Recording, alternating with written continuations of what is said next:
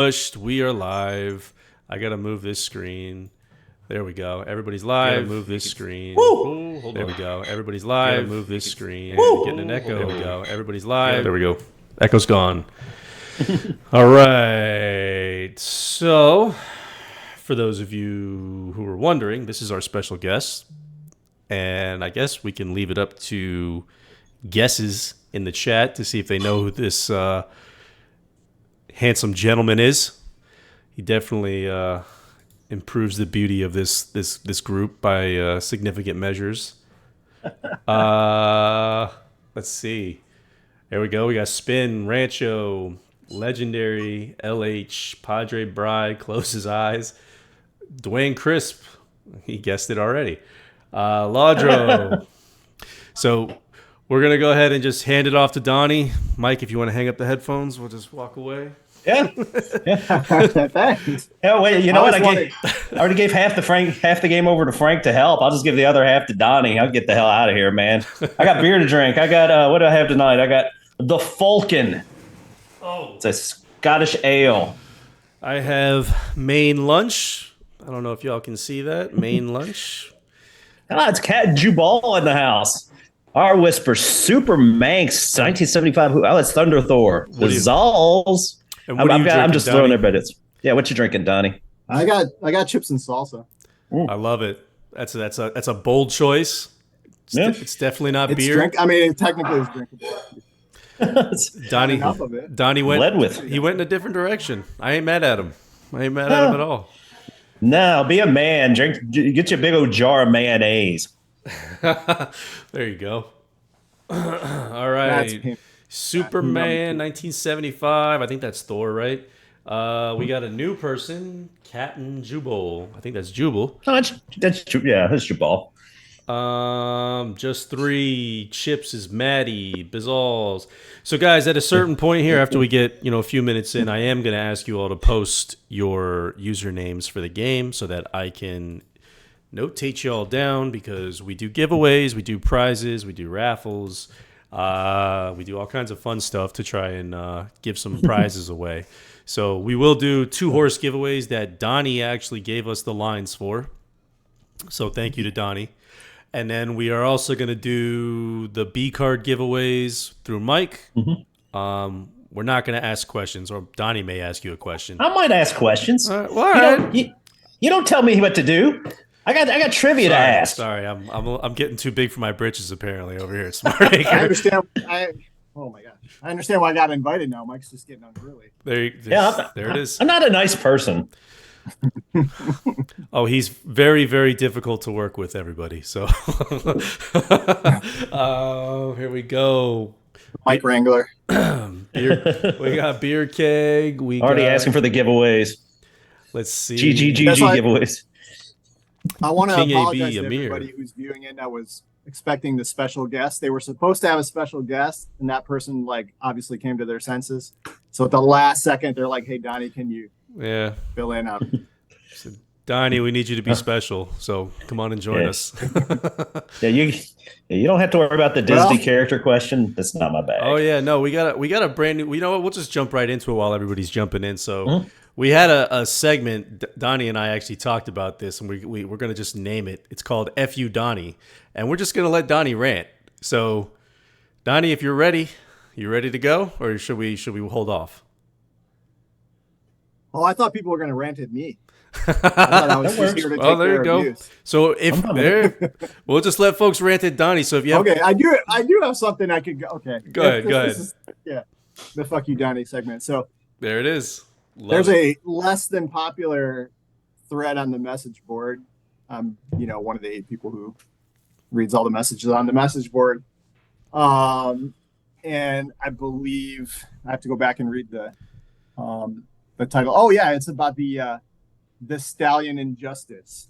So I want to hear what you guys have to say about the Stallion Injustice, and how come you're not forcing people to use stallions that are not popular, that might be good, but the only way that we know that they're good is if you breed them to really good mares, and somehow that's all your fault. Okay. I'm not exactly sure who's to blame here, but I'm pissed off. Oh, it's always my fault. take it. It's always my I'll fault. take It needs to be rectified. Go ahead, Mike. You jump in, and then I have a little bit I can add at the end here. But go ahead. All right, so Donnie, your problem is that you don't know the sire's good, but the sire's good, correct? No, all I know is that there's injustice. Oh, there's No, actually, I have besmirched the common man. the original argument was that the game is not representing the quality of the sires. Right. In real life, their results in the game are not reflective of what real life statistics look like. And then, the answer that came back from the game was that well, you have to breed them to representative stock. You have to good mares. Not going to get real life numbers if you're breeding them to crap. Yeah, which is true. You can't force. So I'm saying, why aren't you, Mike, forcing us to breed better mares? How can we bring that realism? Yeah. Can we reject maybe you put in an application to breed to a certain sire? You want to breed a 20-point dam sire to. Can I jump in and just say F 100,000 mare, and it just rejects you. It just says no. Try again, buddy. You know what? I've always been, and I'll answer this half-heartedly, and also answer this full honesty. I've always been of the ilk that people should make the decisions themselves. America, damn it. And if you're not in America and you play the game, that's awesome too. But I have the same feeling towards the way the game's played. It's, if you want to breed shit horses to good horses and see what you get, that's great. If you want to breed good horses to good horses, that's good. The other thing and this is kind of like there's a serious part, but it's really not that serious. A lot of times, especially like in sire quality, even in the real world, you'll see where a sire will jump year to year. He'll be like 5th, and then all of a sudden it'll be 17th, and then it'll be like 9th. And it's because crops change yearly. And honestly, from a consistency of crop standpoint, the game is probably more consistent than real life. Is that a good thing? Probably not. I don't know, but it does. In a way, we're probably too nice to the good sires than real life is, and we can do that because we're breeding. Like Tappet has 700 and some, breedings that's going to happen and within a year usually. So he's, you're going to kind of like dampen out those bad pedigrees or those unlucky, horses that don't race, horses that just don't do as well. So yeah, I don't really have a good answer. I'm not, So who you like, man? Frank's got an answer though. I don't know that I have the answer, but here's what I am going to say is that there is. So for the sires that were on that thread, because I did respond to it from my high fucking horse, I will say that there are a lot of missed opportunities. Mm-hmm. So there's a lot of horses, and I have an article that I'm coming out with here probably within the next week or so, assuming this hurricane doesn't wipe my house away. But the general context of it is missed opportunity, right? It's you bred a lesser bred horse, right? You spent less on the horse, so automatically in your mind the behavior is I can run it in claimers, I can give it away in auction, I can pretty much play with it a little bit more loosely than I would Tappet, right? Because no one's dropping a Tappet into the claimers, no one's dropping a Tappet into auction unless it's well beyond its years, right? So I guess at the end of the day, I would say it's a combination of player behavior and patience and luck. And luck is part of it too. Luck is part. What are you smelling? He's drinking mayonnaise. Look at that. Oh. I was wondering what he was. I thought it was a candle. A mayonnaise candle. It's all the rage, man. I decided against that. Yeah. But yeah, no, we are definitely creamy. I do have a story coming out about those 3 sires and another 2 just kind of going through some details right now with Mike on that exact question. So it's funny that you brought that up. Because Mike and I were actually talking about it a few days ago, and that was when I was writing it, everything and doing all the data and all that nonsense. So, stay tuned. It's really like baseball too. I mean, if you play in the past, I played heavy baseball sims and football sims, and the thing you realize, I mean, if if you put a baseball player up against a different, he could be the exact same player, the exact same stats running 2 straight years in a row, and he's going to end up, 12, 14 points off his batting average, 8 or 9 more home. You can get those kind of nuances just by, and they won't even match really what he did in real life. So it's kind of it's a mixed bag. I mean, stats is it's a fickle animal, and it's not, it's all at the end of the day. At the end of the day, I could model real horse racing perfectly, and the model's not going to throw out what real horse racing throws out. So right. I mean, it's a simulation that's controlled by players, right? Like, so your decisions ultimately impact what goes on in the game. So if you're retiring, and again, one of the horses that we looked at, and I won't name specific owners or horses or what have you in the article, but I will say there was, for the Star Spangled Banner, there was a horse that only ran 10 times that might have been one of his top 5 horses that somebody retired after 10 races. Didn't even give the horse the time of day. So things like that do happen. Yeah. Well, Laudro here is asking a question. He's like, perhaps they get 5 to 6, increase them to 7 to 9. Again, you know what? We don't increase anything. I mean, at the end of the day, it's the players that have to do that. And again, part of this is going to be, and this is the reality of the game versus, real life. And I know I say this like a broken record, and I apologize. I'm not assuming anyone has as short a memory as I do. But in general, every Tappet races, there's no injuries that affect. So even if a sire is good, of course, Tappet's going to get stakes races with horses that never would have made the track, because we don't punish the way real horse racing does. So a lot of those mid-level sires, they're probably not, just because A, they're facing 700 Tappets, and B, all 700 Tappets are going to run in a year. And so it's high at the top, and that's we're trying to resolve a little bit of that, at least with that adding some extra cost to the more highly bred sires. So we're trying to organically bring it down, but as far as like forcing it down, I think that's a weapon we don't want to use, because I'm not sure that's the right tool for the job. Yeah, I mean, from a player's perspective, because I don't really know anything about the coding side. A lot of people say I don't know anything about the horse side either, but for the sake of, I'm the only one who's here talking right now to Mike and Frank. There is a limit from the player side to the amount of realism that is desirable in the game. I mean, imagine paying 5,000 credits for one of these blue blood horses, and you have it trained for its first maiden race, and then 2 weeks before that you get a DM that says, oh, sorry, your horse fractured a sesamoid. He's had old friends now, and exactly. Here's your bill for $4,000. It's like, we don't necessarily want that. That doesn't add to gameplay. So completely off topic. I love your shirt, Donny. That is, and I just noticed it. That's an awesome shirt. The dude abides. There it is. But yeah, it's there are. I don't know if this has been discussed before. I know somebody like Shag Farms is probably aware of these statistics, but when you're trying to quantify how good a stallion is in real life, you also take into consideration the book of mares, right? That they get. It evolves over time.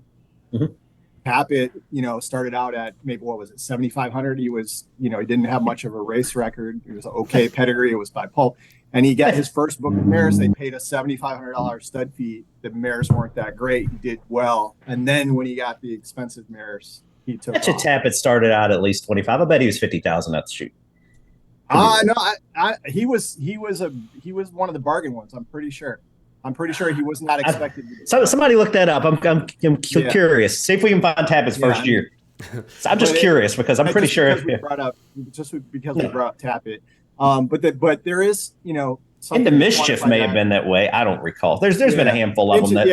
There were Into Mischief might be similar to that. But yeah, like the if you are used to be one of these nerds that reads like every page of the Blood Horse magazine, that they have the average earnings index, which is earnings per foal, for every horse bred by a certain stallion. But then there's the comparable index. Is like, well, what did the other foals out of the same mares that were bred do when they were bred to better stallions? So if they have a low comparable index, right, you can say, well, okay, this horse is getting disproportionately weaker or stronger mares, and that gives you a clue as to how good they are. That's actually compared to just the stakes, the stakes stats. And I do that playing the game. I look at a cheap stallion. I look at what he's been bred to. If he's been bred to Galileo and Sadler's Wells and all these things every other time, and he's not throwing out any good horses, then I'm like, yeah, like that stallion sucks. If he's being bred to 10-point sires all the time and getting runners, I might take a shot. Well, and to your point, go ahead, Mike. I was just going to say 15K, so I was wrong. But I can say I believe I could be wrong. And I think Giants Causeway was one. I think Tappet was one that I rated higher at. Not what he turned out to be, but I'm pretty sure because I love Tappet's pedigree. I think I bet him in the Derby. He's bred like a motherfucker. And, yeah, I thought that he had potential. But, yeah, I didn't even know it was 15,000. So, yeah, that's a great example. I mean, good job. Well, I was off by a little bit, too. But that's an industry term. That's an industry term, by the way. Bred like a motherfucker. So, heard that. But what I was going to say, Donnie, is going back to like the quality of mare and whatnot. That's actually what the story that I'm putting together actually takes breeding quality into account. So there is breeding values and quality and all this stuff that each horse gets assigned based on the lines and mares and DS and DDS and just the pedigree as a whole. So we're and again, it's gonna be. I'm trying to keep it high level, but I'm hoping it's probably gonna raise more questions than it answers. But I'm hoping that it at least points folks in the right direction to say, hey, a little bit of patience may pay off. Maybe don't give up so early. You see a low number right away. Maybe push it out, do something different. Try some different things. Let's read some comments real quick. Let's see. You know what? Maybe, and trust me, I'm not advocating this, so don't take this to the message board and rail me for this. But I have been guilty of probably making breeding too advantageous to just kind of like take shots with, take those swings, and I've encouraged people not to take a horse and give it time because they're scared that they're just going to waste their time. There might be a better way to reward players that do that, but I don't know what it is. Yeah. Well, we can talk. There's a few ideas brewing up here, and I'm sure chat's got some ideas as well. So jumping into some comments here, we got BK says, only Frank, you can use me as the example here if you want for assuming my trash was trash and mismanaging what could have been an elite runner. That is true. Beer Keg, man, Beer Keg throws away a lot of gold. I'll put it that way.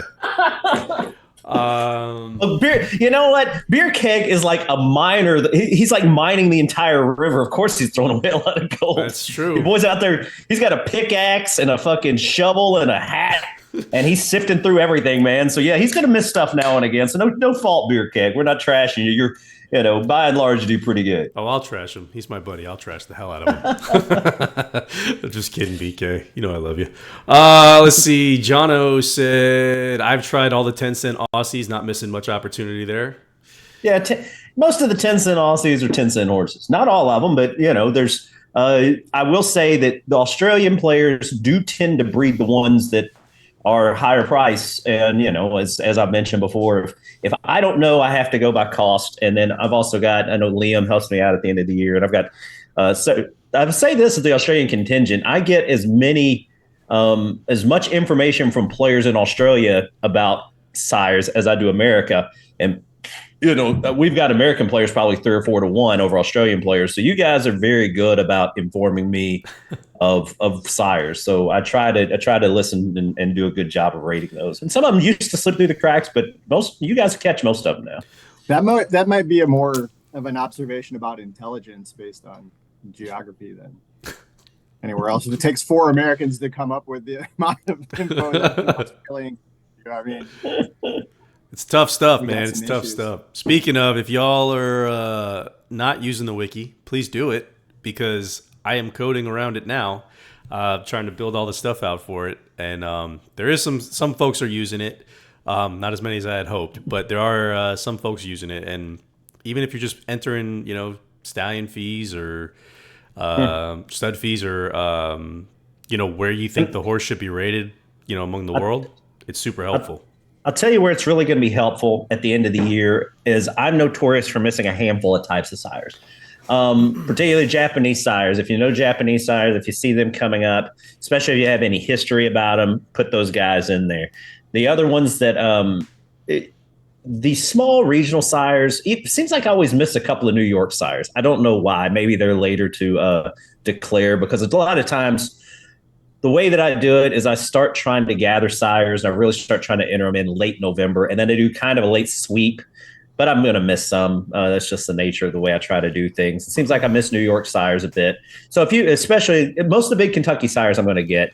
A lot of the big sires I'm going to get. But if you know sires that you really want in the game from states like New York, California, Texas, I don't know how their breeding program isn't much anymore, but either way, if you see a lot of those places that aren't Kentucky, particularly the United States, and anywhere that's not Australia, I usually pick up a lot of those. But any of those other ones, South Africa, I struggle with, and I know Turkey. I've got a player that helps me with their quite regularly. So Ladros says, personally, I love hunting for the up and comers. I think I owned the most Sionis in the game. Now I use Zoostar a ton. Yeah. Excuse me.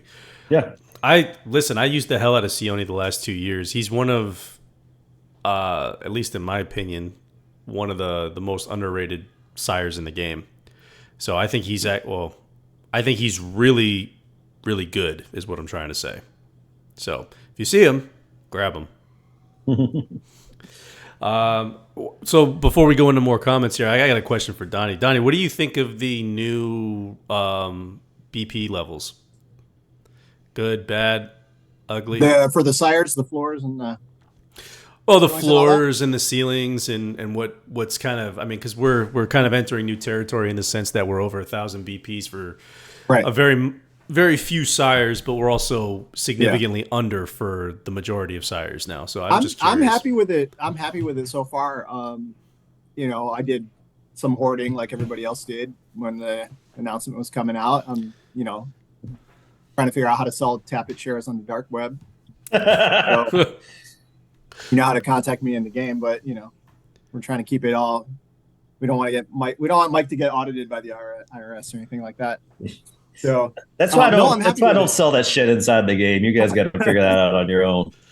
Yeah. So that brings us to our. Go ahead, Donny. I'm sorry. Yeah. Oh no, I've already the dual system of the damn sure price being different than the sire, and the bid price being different than the buy now kind of price. I've already taken advantage of each of those at once, so it's allowing me. I'm allowing me to be able to get, for me, what would be a healthier, scratch breeding.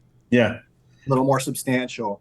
I'm going to be able to do a couple more of those this year, just because if you wait for the right moment, you can get, that share at a slight discount. And, for the local, I breed a lot of local breds, two mares with better back ends. I saw somebody's comment in there, like, there's a little hesitation to breeding,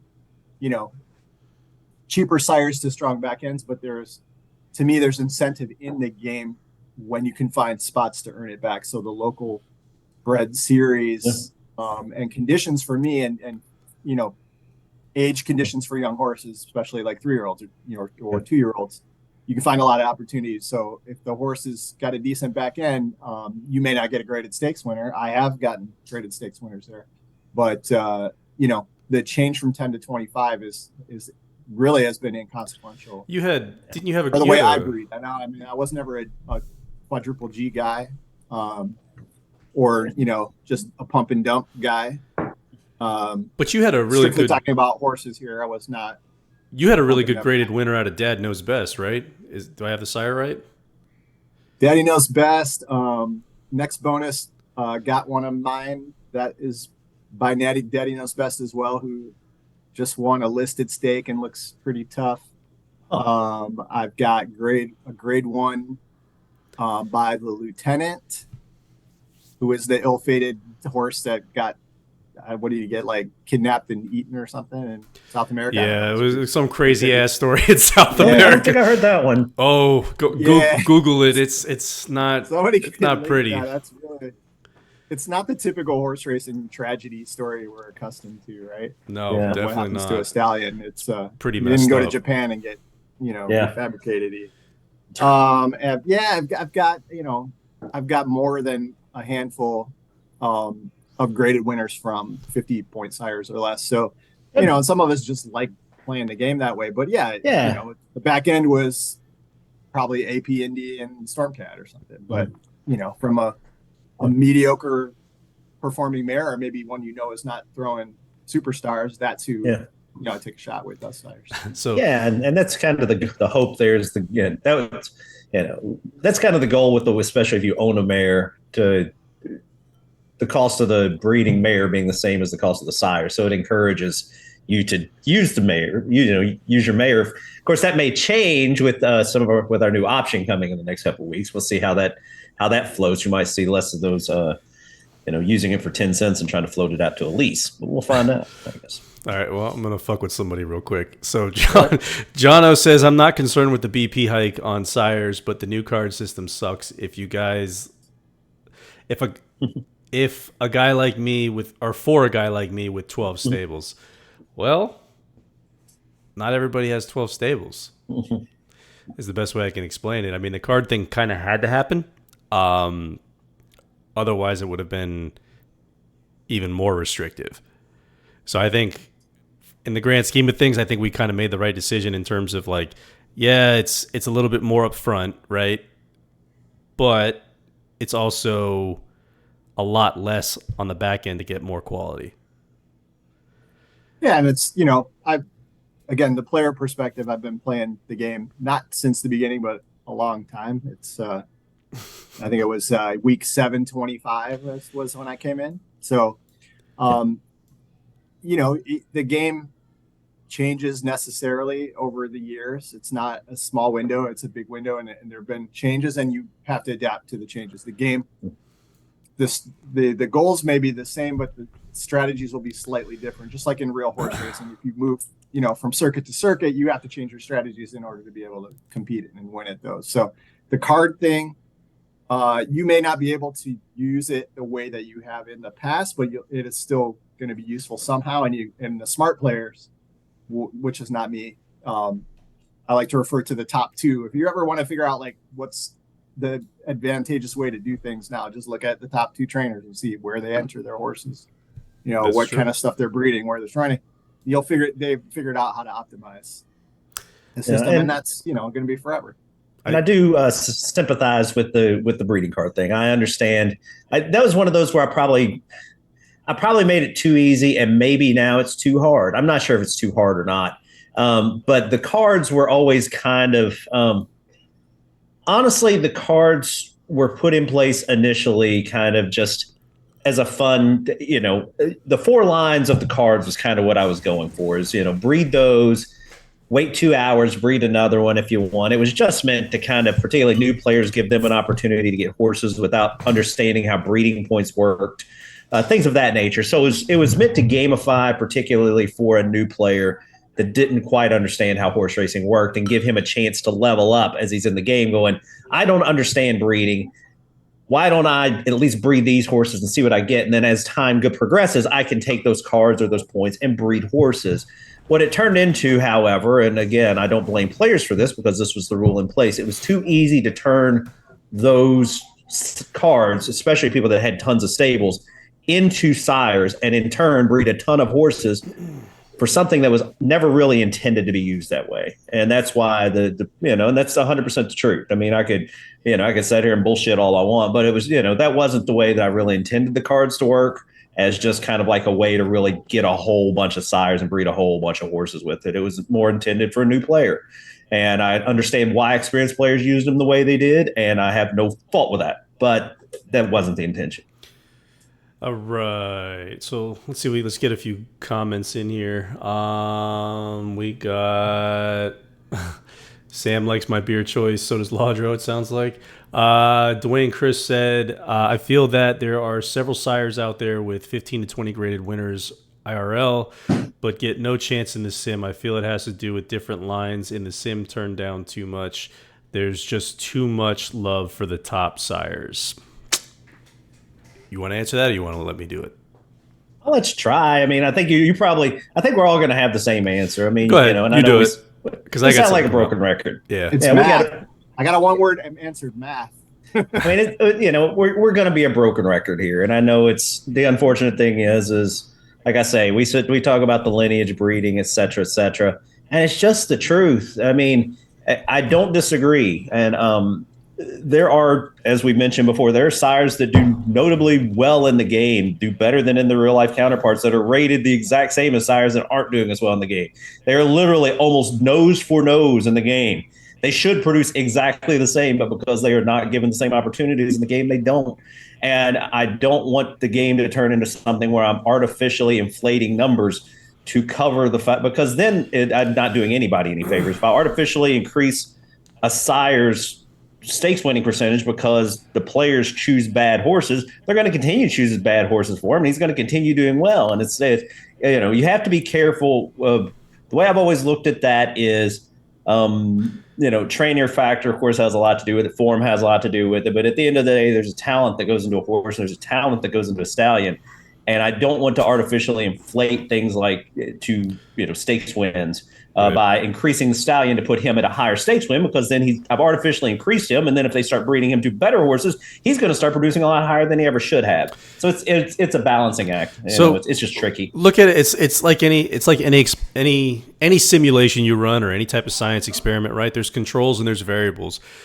The sim engine, the breeding engine, all that is the controls, right?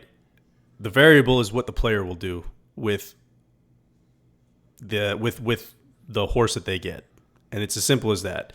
So it's what you guys do with the horse, or myself included, right? And DB, DB, son of a bitch. Yeah, I'm not. We might get banned on Twitch, Mike. Sorry, guys, it's really hot. Might have to go start a Kick or YouTube. What do you call it? But to answer the question, like there is a lot of opportunity, and I'm going to shed some light on it with a couple of the sires that were mentioned. Again on the forum in a story, that's going to probably come out later this week. So just kind of stay tuned for it. Like I said, I think I went through 4 different sires. I looked at the different levels of breeding quality and whatnot. Excuse me, and whatnot. But there really is a big player component to this, and you guys as the players, and myself as the player, and Donny as the player, like we all have a huge part in like how successful these horses are, whether we realize it or not. Like you might think that it's something that we're all doing, or that it's the game holding the particular sire back. In reality, 9 times out of 10, it's usually the player. There are cases of bad luck where Mr. Random kind of takes control and, unfortunately hits a really good horse a couple of different times or what have you, and prevents it from winning the graded. But for the most part, that doesn't happen. The best horses typically win. And they will win if they're put in the right spots. That's all I'm going to say. I have a question. Sure. Sort of related to that, but if I can bring it up in it. All right, too late. I'm already there. So it was mentioned either in a previous Twitch or maybe a Slack discussion about how the game, maybe with the form variable, rewards you for putting the horse in the right spot, maybe the right distance, the right condition, something like that, right? Yep. So am I right to assume that it will penalize you for putting it in the wrong spot, and then in the scenario that I had the other day that I was freaking out about was I had a horse that I steadily brought through allowance ranks, won a local bred stake, and then won a grade 3, all at the same distance. I had like 9 weeks or something until the next race I wanted to run in a grade 2 or a grade 1. But I didn't want to like miss a beat because he was running every 5 weeks or 6 weeks or something. So I put him in an open allowance, and he ran just horribly, like off the screen. Bad. Is there a chance that the game will penalize you for taking a step back? Like if you win a grade 2, or if you then go to a grade 3? No. I mean, generally speaking, at least the way that when I was kind of not spitballing, when I was explaining about that, it's generally a trainer form and a horse form. And the horse has both. He has a form that he's in. He has a form that he's with the trainer. So as you start, when you do more towards putting him in the right place, he's getting better. Your form with him is getting better. His form is usually getting better. If he stepped back like that, it's probably not going to hurt him very much. It's just because he had a bad race. If it was legitimately just a bad race, did you put him in the right place? Yeah. Did he run bad? Sure. It happens. So that you're not going to get penalized for that. Now, if you consistently move him around and jerk him around, distance, surface, etc., and you're getting him far away from what you've been doing, then yeah, it's going to do it. And again, it's also, we're not 100% sure. I don't know what distance you were running him at, but say that you're running him at 7.5 furlongs. Yeah, so say it's 7.5. But what if he's a 9 furlong horse and he has room to grow? Right. You've gotten him to a form, but you're really not even gotten him to his best form. So if you've kind of find that right distance, then his form's going to get better. So it's not only is he racing at a distance that's better suited to him, his form's going to increase because you're doing him a service. You're scratching his back, he's scratching yours, and that's why you'll see horses sometimes take that leap from being like a 90, a 90, a 90. Somebody moves them around, then all of a sudden like 107, 108, 110, because they found that right distance. And it's it's kind of like feeds on itself. They're hitting the sweet spot. Well, I've seen that plenty of times. I just wanted to make sure that there wasn't like a self nerf. No. Myself, so. Yeah, if you've got a horse and you're running him about the same distance and about the same surface, you may not max out his form because that may not be the place he's looking to be. That may not be the surface he's looking to be. But he's going to kind of like get into this is where I feel like, particularly from a trainer form side, the horse form is a little more variable. But the trainer form side is specifically, it's like, it might be. And I'm just going to kind of spitball here. I'm not going to give too much of a formula out. But let's just say that you get a trainer factor from 1 to 10. And you're not racing him at the right surface and distance, but your trainer factor might be a 7 if you're close. And it's going to stay around that 7. But then you start moving him to where he's going, he might be 8, 9, 10. Of course he's going to get better. So yeah, that's kind of got it. So cool. Sorry, 3. I wasn't ignoring your question, buddy. I just didn't see it. So 3 asked, I still don't like having to pay the sire price twice. Once when you get the sire and then again to breed. Any chance to lower the price when breeding with a mare? The price is pretty low with the mare. It depends on the sire, and that's by design. Because think about it, you can breed that 25-point sire to any mare you want for 25 points. Then it's 50 points. That's dirt cheap. But if you breed a 1,000-point sire, it's gonna be another 1,000. And that's kind of, if you look at it the way I looked at it, which was the way that I did it originally was I was trying to price it about the same as it would to be a scratch bred. And the scratch bred used to be 10, 10, and 5. So yeah, that was 25. So breeding a mare was 10 and 10, 20. It's still cheaper. And technically you have horses that you couldn't get on the open market. So there's still an advantage to that. So that's kind of the thing is you should save those best mares for the best sires. And the mares that aren't as good, you take the 400 and the 500-point sires, the 200-point sires. And also the one thing, the good news is, and we mentioned it, and hopefully we'll get to see this in play, a lot of the code is done. I'm really around the corner. This mare leasing is going to open up a whole new avenue for you guys, especially from a mare standpoint, because if you have a mare and you don't think it's worth breeding, you can throw it out there and let somebody else breed it. You can get points from it. And then you can use those points to buy more shares to breed to your other mares. So it's another way to give an avenue for that. But yeah, hopefully what that'll do is instead of trying to breed every mare you have on the book, you have good mares, but you want to try to get money in to really focus on a better breeding. You can end up with a lot better horses. Right. Donny, did you ever spike that iced tea? Or are you still just busy eating mayonnaise and popsicle sticks? I'm gonna leave that open to speculation. That's fair enough.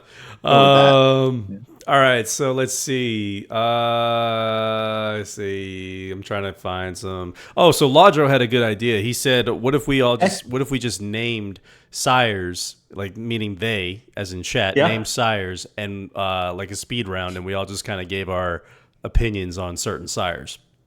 We can try that. It's been a while. I'm not as good at this as you might think. So we'll keep it. I'm ready to try. We'll keep it. We'll keep it one worded, I guess. We'll do it like, or I guess. Yeah. I don't know. We'll figure it out.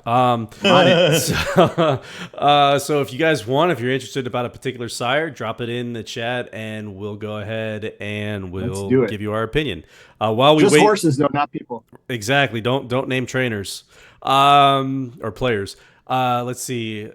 While they do that, I'm gonna kind of read a few comments so we can get caught up here with chat. Sorry, guys. I'm not trying to ignore you. It's tough with keeping up with the conversation between Mike and Donny, and also what's going on. How many people are here tonight, by the way?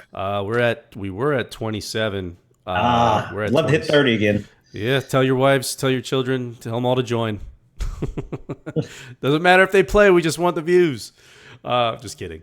Let's see. Will Laudro asks, will the jockey feedback give insight as to whether the horse should be farmed to enable them to improve? In other words, really green 2-year-old try at 3. Yeah. Go ahead, DB. I was gonna say no, it won't. But if you send me a message and link your horse, I'll tell you what jockey feedback should be. Ultimately, like we said, and I always hate saying this, but it is true. I mean, I do want to get to this stuff, but it is a way down the road. But the jockey feedback, the goal is eventually to have that be very useful, and things like that, particularly things like distance and surface, the jockey will give you better feedback on. If it thinks that the horse is green, if it thinks that the horse may be on its last leg, it'll get you some ideas. If it thinks the horse is out of form but could be better, things like that. And so, yeah, I mean, and ultimately that would be a sweet spot. But again, we don't want to give away too much with that jockey feedback, because we don't want to turn it into a race it, get the jockey feedback, and just do what the jockey feedback says. So we have to. There's some thought that's going to go into that, but it will have information hopefully exactly like that. Just may not be perfect. Yeah, there's got to be some fog of war around it from a gaming perspective. We don't want to give away too much for the player. I was encouraging Mike and Frank, as somebody who owned racehorses in the past, and talked to jockeys, that the jockey feedback should be mostly useless, because that's pretty much what they're going to tell you at the track. Yeah. It just wasn't his day. No, I think it's I'm really that's kind of the goal is don't be surprised. Pretty much like especially kind of like what I was thinking about with young jockeys. It's literally most of their feedback is going to be thanks for the ride. It's going to be completely worthless. And then you're going to have some jockeys, but part of the goal is going to be and again, this is going to require some thinking. It's going to require some logic. But if you get a better rapport with a jockey and you keep putting a jockey on a horse, even, especially if you give a jockey some of your best horses, he might, and then he races some of your other horses, he might give you better feedback than if you're just out there like trying to cherry pick the best jockey every time. If you're getting that kind of mid-level jockey or that upper, and you go, hey, you know what, I'm giving you a ride on, a fucking grade 1 horse here. You normally wouldn't get this. And then he might start giving you better feedback. He goes, you know what? I'm really going to pay attention to this guy because this guy's, scratching my back. I'm going to scratch his. Kind of that kind of feedback. Now, whether or not, cool. That's kind of the thought process that I would think should go into. That's way better than what ideas I would have came up with. That's impressive. Yeah, we've talked about it a little bit. So and again, we're going to tap on a few folks to tap it. Yeah, we're going to tap it for a few folks. And all right, so we got speed round. Let's go with the speed round. First sire, we'll go in this order. It'll be DB, Mike, and then myself. So 1-word answer, give your rating, and we'll go from there. All right, ready? Or as short of an answer as you can possibly give. Sorry, I'm losing it in chat. Hold on. I just lost You're losing the thread. I just lost the speed round. Hold on a second. All right, there we go. Worst speed round ever. All right, here we go. Beer keg, flying spur. I know that's a joke. Dead. Yeah, exactly. All right, no, seriously. 3 away. Ask for twirling candy. Go ahead, DB. Underrated. Oh, only 1 word. Underrated. Or you can give a phrase if you need to. I would say underrated in real life. That's exactly what I was going to say, because I think he's used well in the sim, but I do think he's underrated in real life. All right, well, this is going to tell absolutely nothing. I think he's actually not used very well in the sim. I think I'll say that he's rated a lot better than most think. All right, we got Laudro, who asked about written by. Written by. Japanese sire, maybe.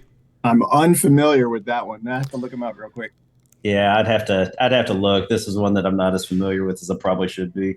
I'm not as good with this as I used to be. I really do. I mean, I used to rate I used to try to keep on top of this during the year, but I'll be 100% honest with you. A lot of times, I'm doing the rating and then I forget them because I don't play the game as often as I used to. I used to be on top of the sire ratings regularly. I rate them at the beginning of the year or at the end of the year, and then I kind of forget if I'm not. I don't get to follow horse racing like I used to. So that's on me. Yeah, I'm gonna be honest. I don't have any opinion on written by. So we'll go honor code. Donnie. King Ab. What happened? What's that? King Ab. Yeah, King Ab, exactly. Overloved. Yeah, I agree with what Mike said. Farnan. I'm not familiar with it, but I'll let you two answer. Farnan. Or Farnan. I'm not sure if I'm saying it right. I'm not familiar with the sire, so.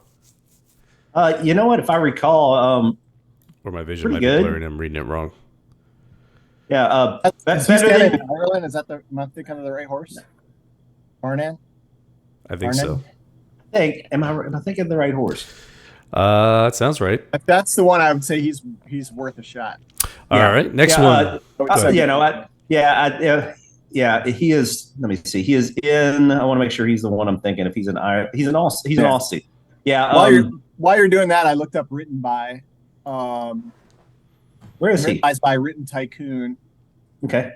And his stud fee is low compared to what the sales price they're getting for the yearling. So okay, I'm guessing that's going to be precocious on turf, but the concern would be that the back end of the pedigree doesn't have a lot of names that are powerful in the game. So the pedigree by our game standard seems obscure. Like we know, Ken Mar and Barathea and things like that, but I don't think the game is going to like written by other than for maybe 2-year-olds. We got to stop the show for 2 seconds, guys.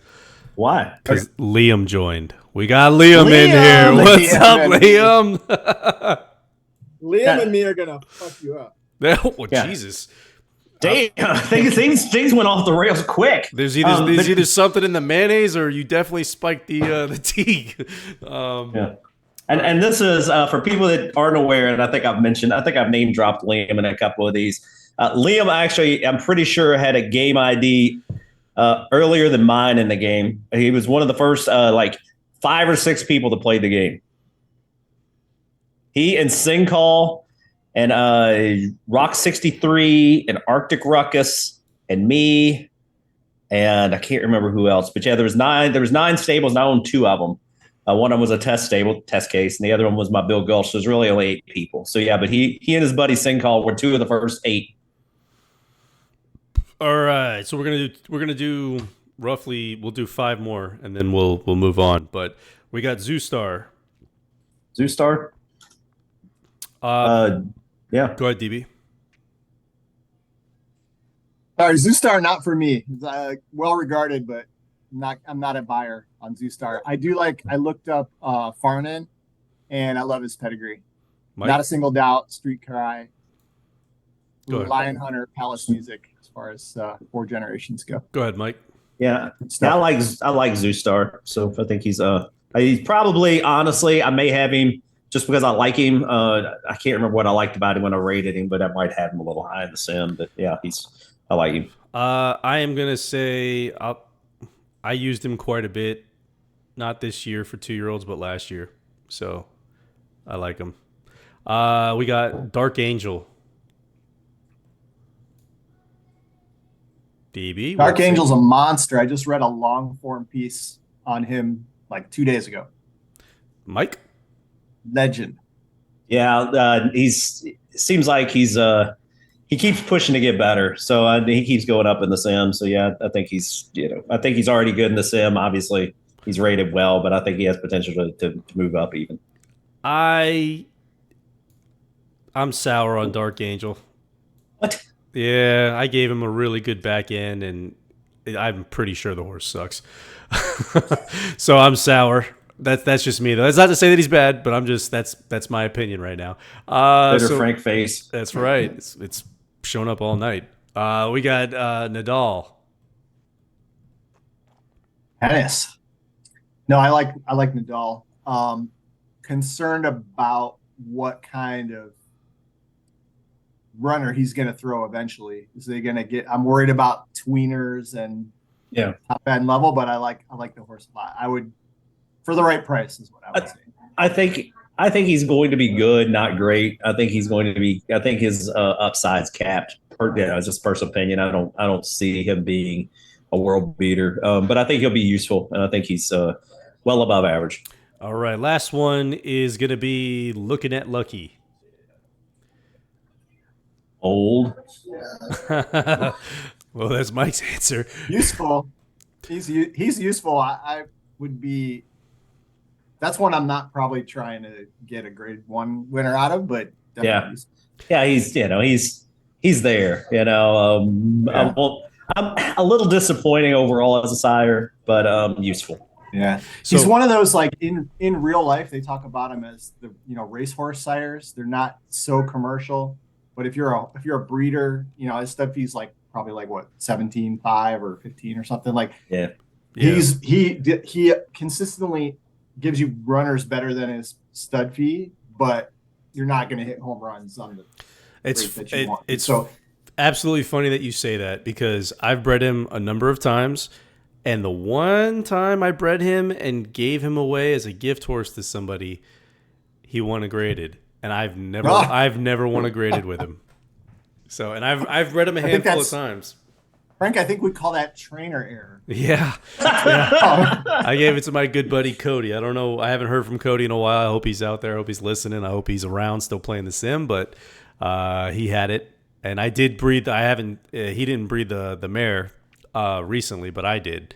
So, hopefully I get something good out of it. All right. So, all right.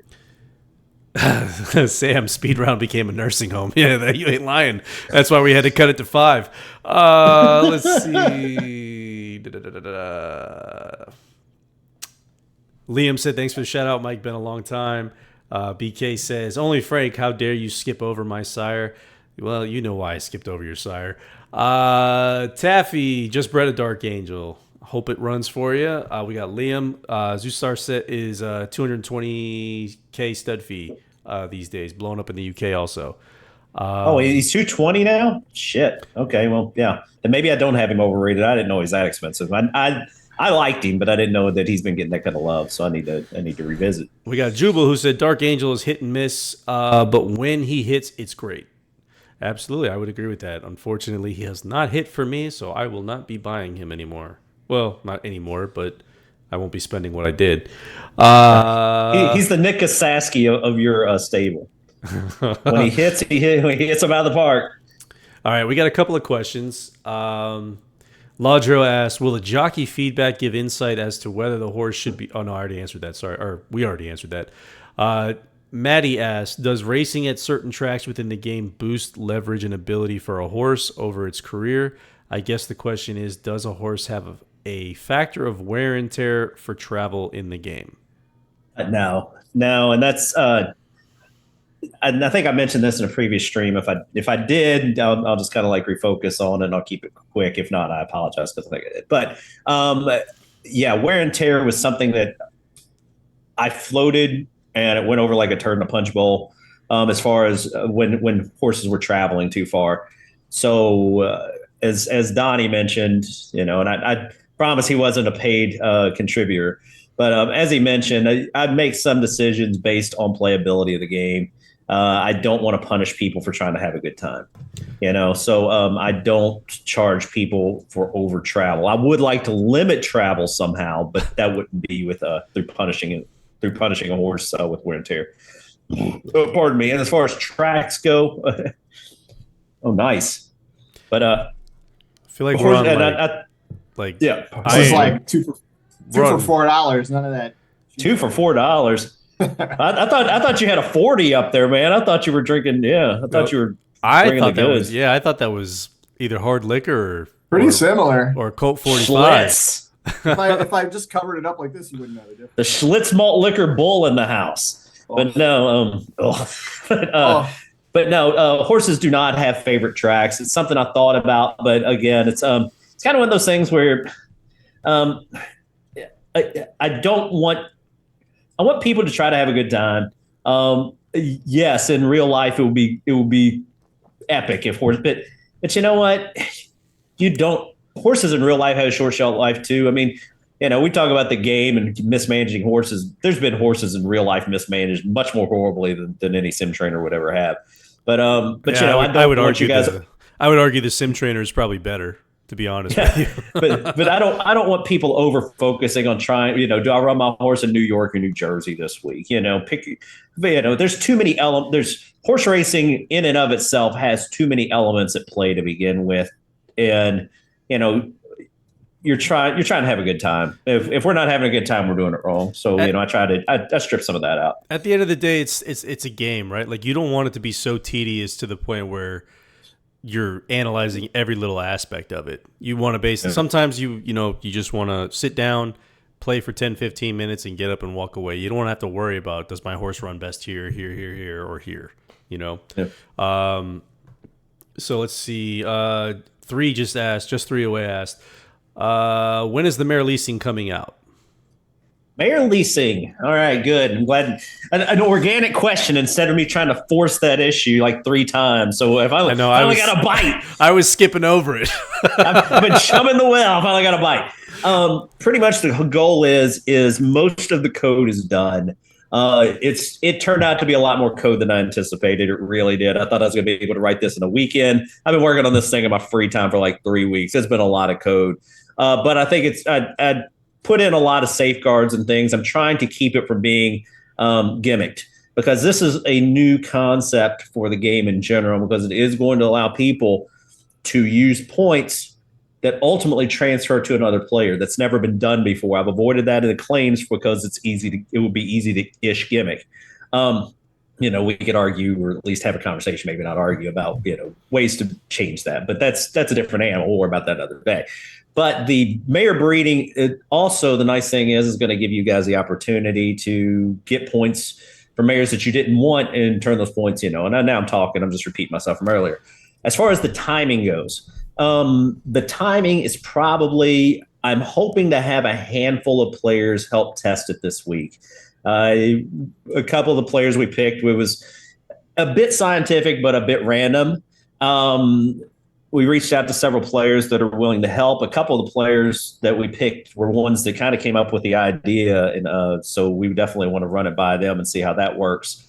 A couple of the other players, it was just random chance, picked a few players, and we're going to give them a go.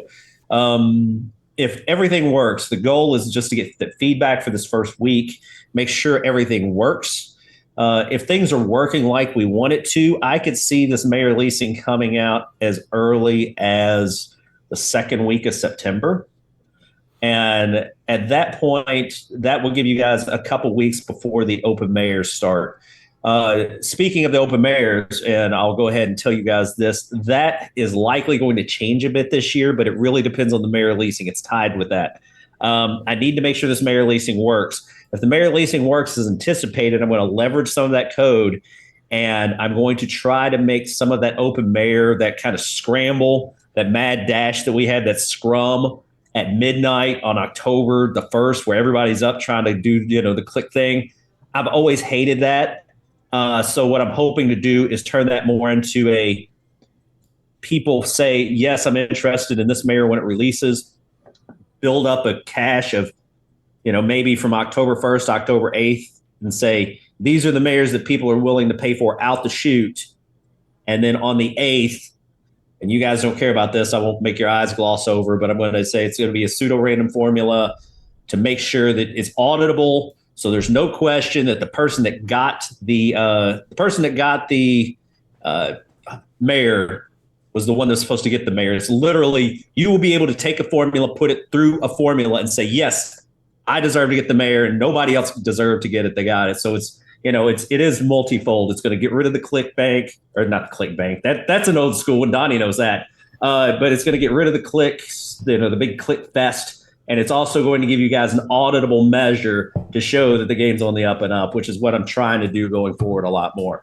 So yeah, but mayor leasing, hopefully second week of September if all goes well, and that's going to lead into a new thing with mayor release for the computer horses. That's exciting. I'm ready for it. Yep, we're hoping. We're hoping it kind of takes off and it gives a new way for players to kind of interact with one another. We imagine that a lot of these deals that are going to be made on the back end. Where just folks are just talking to one another, not face to face, but message to message, or maybe face to face. I don't know. Maybe y'all FaceTime. To station. Ow! I have no idea. I don't know if anybody got that reference. Well, they'll let us know. Let's see. Living in America. There it is. Let's see. So I'm looking for some comments here. We had Ladro asked, when buying races, can you add a second calendar that shows the following month? Easier to bid 4+ weeks out without moving the next month manually. Maybe eventually, if I do, it'll probably be with the rewrite, but I'm not against. I would love to redo that calendar. Everything. The good news is all that has to get rewritten. And during the rewrite, that's a perfect time for it. So yeah. Yep. And just to kind of go back to the mayor leasing, again, we are moving into the beta portion of this. So to this point, from what I've worked on with Mike and he's done most of the work. I've literally just tested it. So it's working pretty good. But like you said, there may be things that I'm missing. There may be things that he's missing. We do have a select group of folks who we've asked who are going to get in there and kind of hopefully break it for us and let us know where it broke and, what we need to update. And then we'll kind of go from there. But like he said, second week of September is looking pretty good right now. As far as you don't want to go into details as far as how it's going to work, do you? Do you want me to show my screen? Or you want to wait? Nah, we'll hold off. I think that'll cause more questions. I think because we threatened to release it or kind of even open up the beta a little more. I think we threatened to do that. But Frank wisely decided that was probably not in our best interest. I think this is going to be one I want the feedback to dribble in from the beta. Make sure that make sure my brain's working right. Just because I had an idea doesn't mean it was a good one. Make sure that we can hammer out any issues we might have. Mike's favorite, the Bat Squatch. The Bat Squatch. But yeah, work on that, and then after that, if the first few days in the beta goes well, we might expand the beta a little more. Kind of get a little more feedback to dribble through. So yeah, but we'll explain it when we get there. Yeah, and that's a good idea too, right? Like if we feel confident after the initial set of betas, maybe it's like a first access thing where we add in a few more, and I'll reach out to folks, either on Slack or via PM or on the forum or what have you. But we got a good collection of people. From different residencies, different play styles, who are in. So, let's see. We got... Oh, here we go. Amir. This is one of Mike's favorite topics. Can we have one more option with hidden and unhidden mares called unwanted mares? Go ahead, Mike. Well, the good news is, Amir, is that part of the leasing... I think this is going to cover what you're looking for. Is we have a new option with the mare leasing where you can actually disassociate from a mare. So if you're completely done with a mare, you disassociate with it. Now it's a permanent thing, so you don't want to disassociate from something you don't want. But I mean, ultimately, unwanted means you don't want it. So yeah, you disassociated with it, won't show up in your list ever again. And part of that also leverages the mayor leasing because, and this is a repeat from last week, but for people that weren't here or people that didn't watch the stream last week, is to have the capability to lease a mayor, you're going to have to be the only previous owner. So the problem would be is if you had someone that had two, say that you shared it with another person, you wouldn't be able to lease it, even if that person didn't want it. Well, now they can disassociate from that. And if they disassociate from it, you would be the only previous owner. And in case you could lease it. So, yeah, you'll be able to disassociate from mayors altogether. So unwanted, yeah, I mean, pretty much that's may not be exactly an unwanted drop down, but it's hopefully the same concept. Don't know what that was. No worries. I think I'll jump in, guys. I gotta get off camera here for a bit, but Hey, I really appreciate you guys having me on. It was a lot of fun. thanks for joining, DB, man. We really appreciate Yeah, you. thank you. And if anybody else is interested, feel free to send me a message and we can work out the details as far as when Yes. That would be great. I regret I had a lot more ways of trying to make fun of you guys. I just didn't get to them. Well, there's plenty of time in Slack. Another So. installment. And I didn't get much abuse yet. Yeah. I mean, maybe that's coming after I. Oh no, we're just easing you in. So there's only 50 ways to leave your lover, but there are unlimited ways to make fun of Frank and I. There you go. Yeah, no, I think I'm just, I'm the multiplier factor on the end of that too. So. Right, well, again, man, thank you for joining us, Thank DB. you, Donny. Awesome to have you, man, and Much appreciated. Look forward to doing it again. Well, it was a lot of fun. Take Oh, care. also, just remember, I just want to say one more thing. Fuck you. Damn. You cut him off after that. That's a way to fucking treat a guest, Frank. Well, Donnie's my boy. I like Donnie. Fair enough. Donnie's my Fair boy. There was one day he just blurted it out to me. So ever since then, it's been a running joke between the two of us. So all right, so it's canon now. That's right. So we had, let's see, we had some questions. Okay. Or we had some comments. Liam said he loves the concept of open mares, even run them in an auction or highest bidder with creds. We have to be careful there. I'll tell you the way. I'll kind of float what's going on, Liam. Reach out to Frank, Liam. You have been in the game long enough, and you've got some. I know, not to shit on anybody else in the chat, but like I said, Liam's been here forever. I'd love to at least get your feedback on it early and get you maybe in the second round. And actually, you know what? Everybody here that wants to be in the second round. We'll at least consider you if you say yes. I'd like to be in the second round of beta. We got our first round kind of locked tight. But here's how it's got to work, though. You got to send me a message on Slack. That's the way it works. You can't PM me in the forums or anything like that. It's got to be on Slack. A private message on Slack. Because ultimately what I'm going to do is I'm going to create a chat for all of us to have conversations and things along those lines. So if you can, shoot me a message. Yeah. What we'll do is we'll work it all out. There's going to be definitely a first level of, beta users who we've already got set up. There'll be a second level, which we'll, set up for, and then there'll be full release, which everybody will have access to. Full release. So, but the good news is, you son of a bitch, you're the one that said it. I didn't say shit. Yeah, I didn't mean it like that. I was too drunk to even realize what I said. But anyway, back to your point, Liam, is that we have to be careful here. Credits are not involved, at least not inside the game. We'll just kind of like float that and leave it there. It is all breeding points, and it is going to be allowed, not necessarily the highest bidder, because that is totally up to you. The way it's going to work is you're going to get all the bids. You're going to set a level. People will be able to bid at least that level or higher, and then you will get to pick the bids you want. That way you don't necessarily give your mare to somebody that you don't want to, as well as, you might have some deal going where you say, hey, you know what? I'd love to breed your mare. If you breed my mare, we can do it at a lower cost for each other. And, so kind of a, you scratch my back, I scratch yours. So there's going to be, I'm sure it is, it's not going to be just straight highest bidder. So, but if you want to turn it into a highest bidder, that is 100% up to you. But it is breeding points, which when you think about it from an inside the game standpoint, breeding points are an even more valuable currency than credits. So it's actually, and this is the first time we've ever seen breeding points go from stable to stable. So this is something a little different. Yep, a little bit different, a little bit more calculated on our side, right? Because we got to make sure it can't be abused. And that's the ultimate goal. Maybe it leads to other things once we realize, if we figure out that it works, how we hope it does. And we don't want to be the facilitator between people with their credits.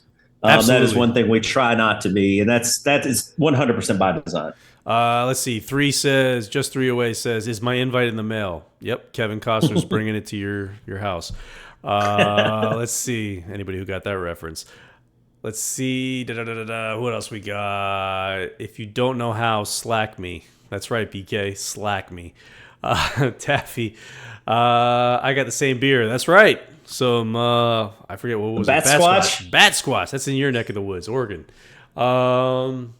Ben's my buddy. That's King Abs. Got to run, headed to bed. Got to be up at 6. Long drive. Take care, King. Love you, Barry. So be safe, buddy.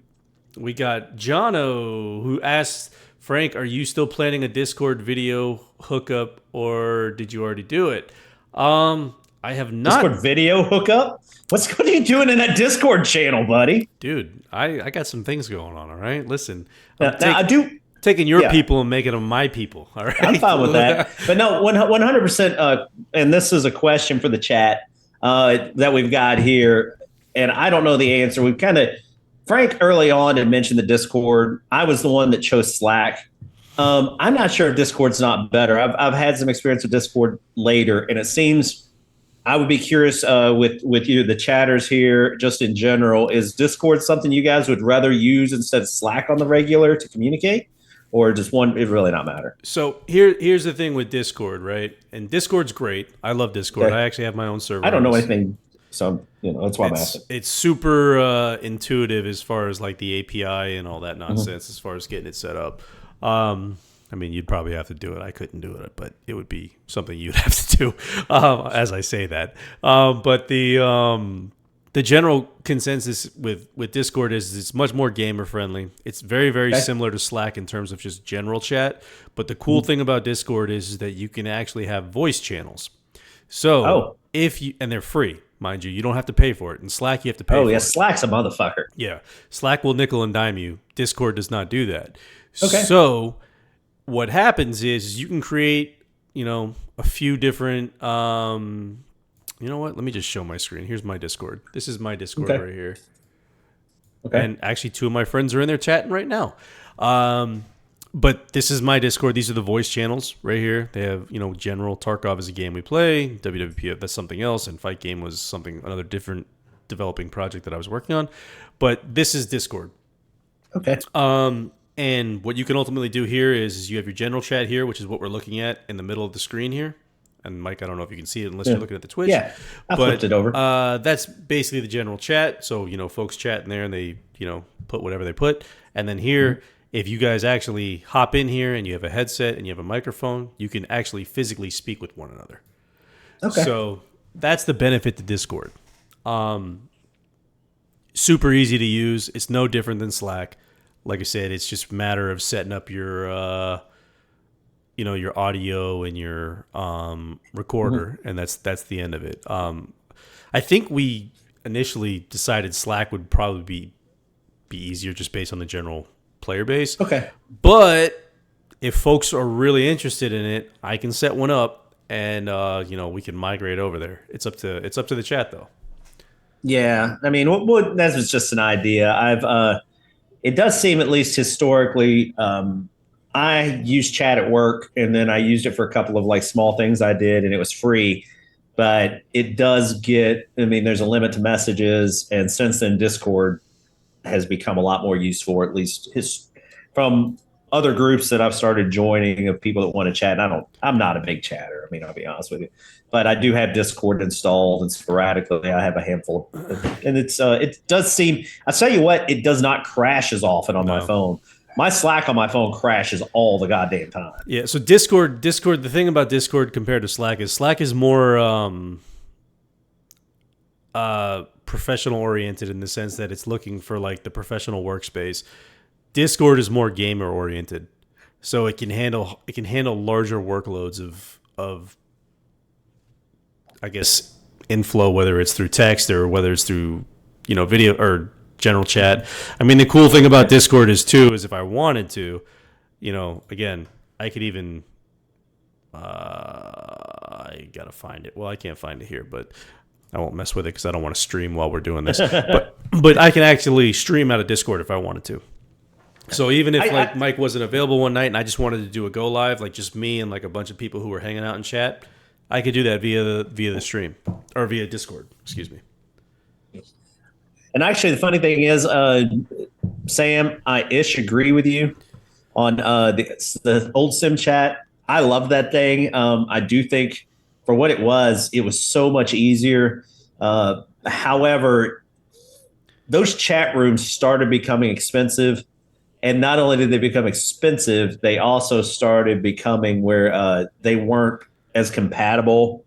Java used to come installed pretty much by design, or pretty much like out the box when you had a browser. And Java tends to have a lot of security holes. So a lot of browsers don't allow install of Java out the chute, and it really started to become a problem, which is why we went away from that in the first place. But yeah, it's in its perfect world, you're not wrong. When we had the chat inside the game and it was click, you go in the chat room, it was so convenient.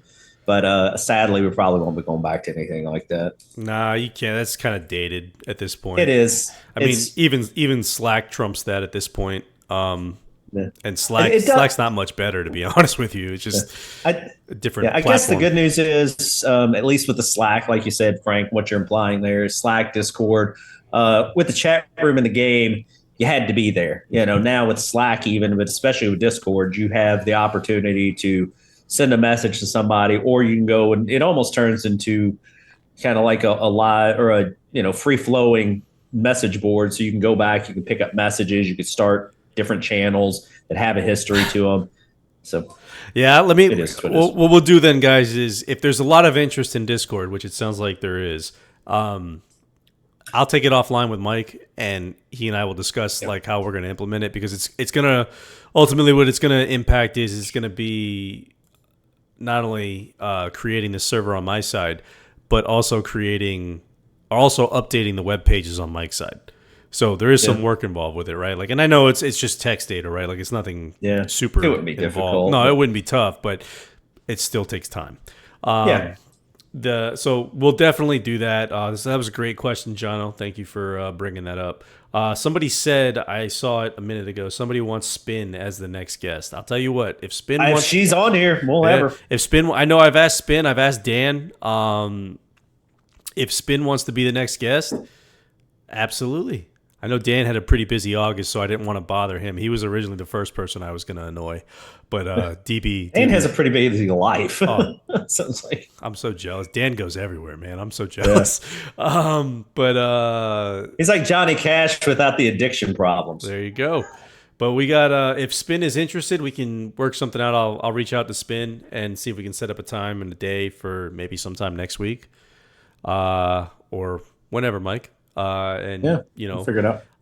We can kind of go from there. So that's that. And then let's see, Laudro, how will leasing work if a prior owner is no longer active? You're just stuck. Yep. I mean, it's the unfortunate nature of it.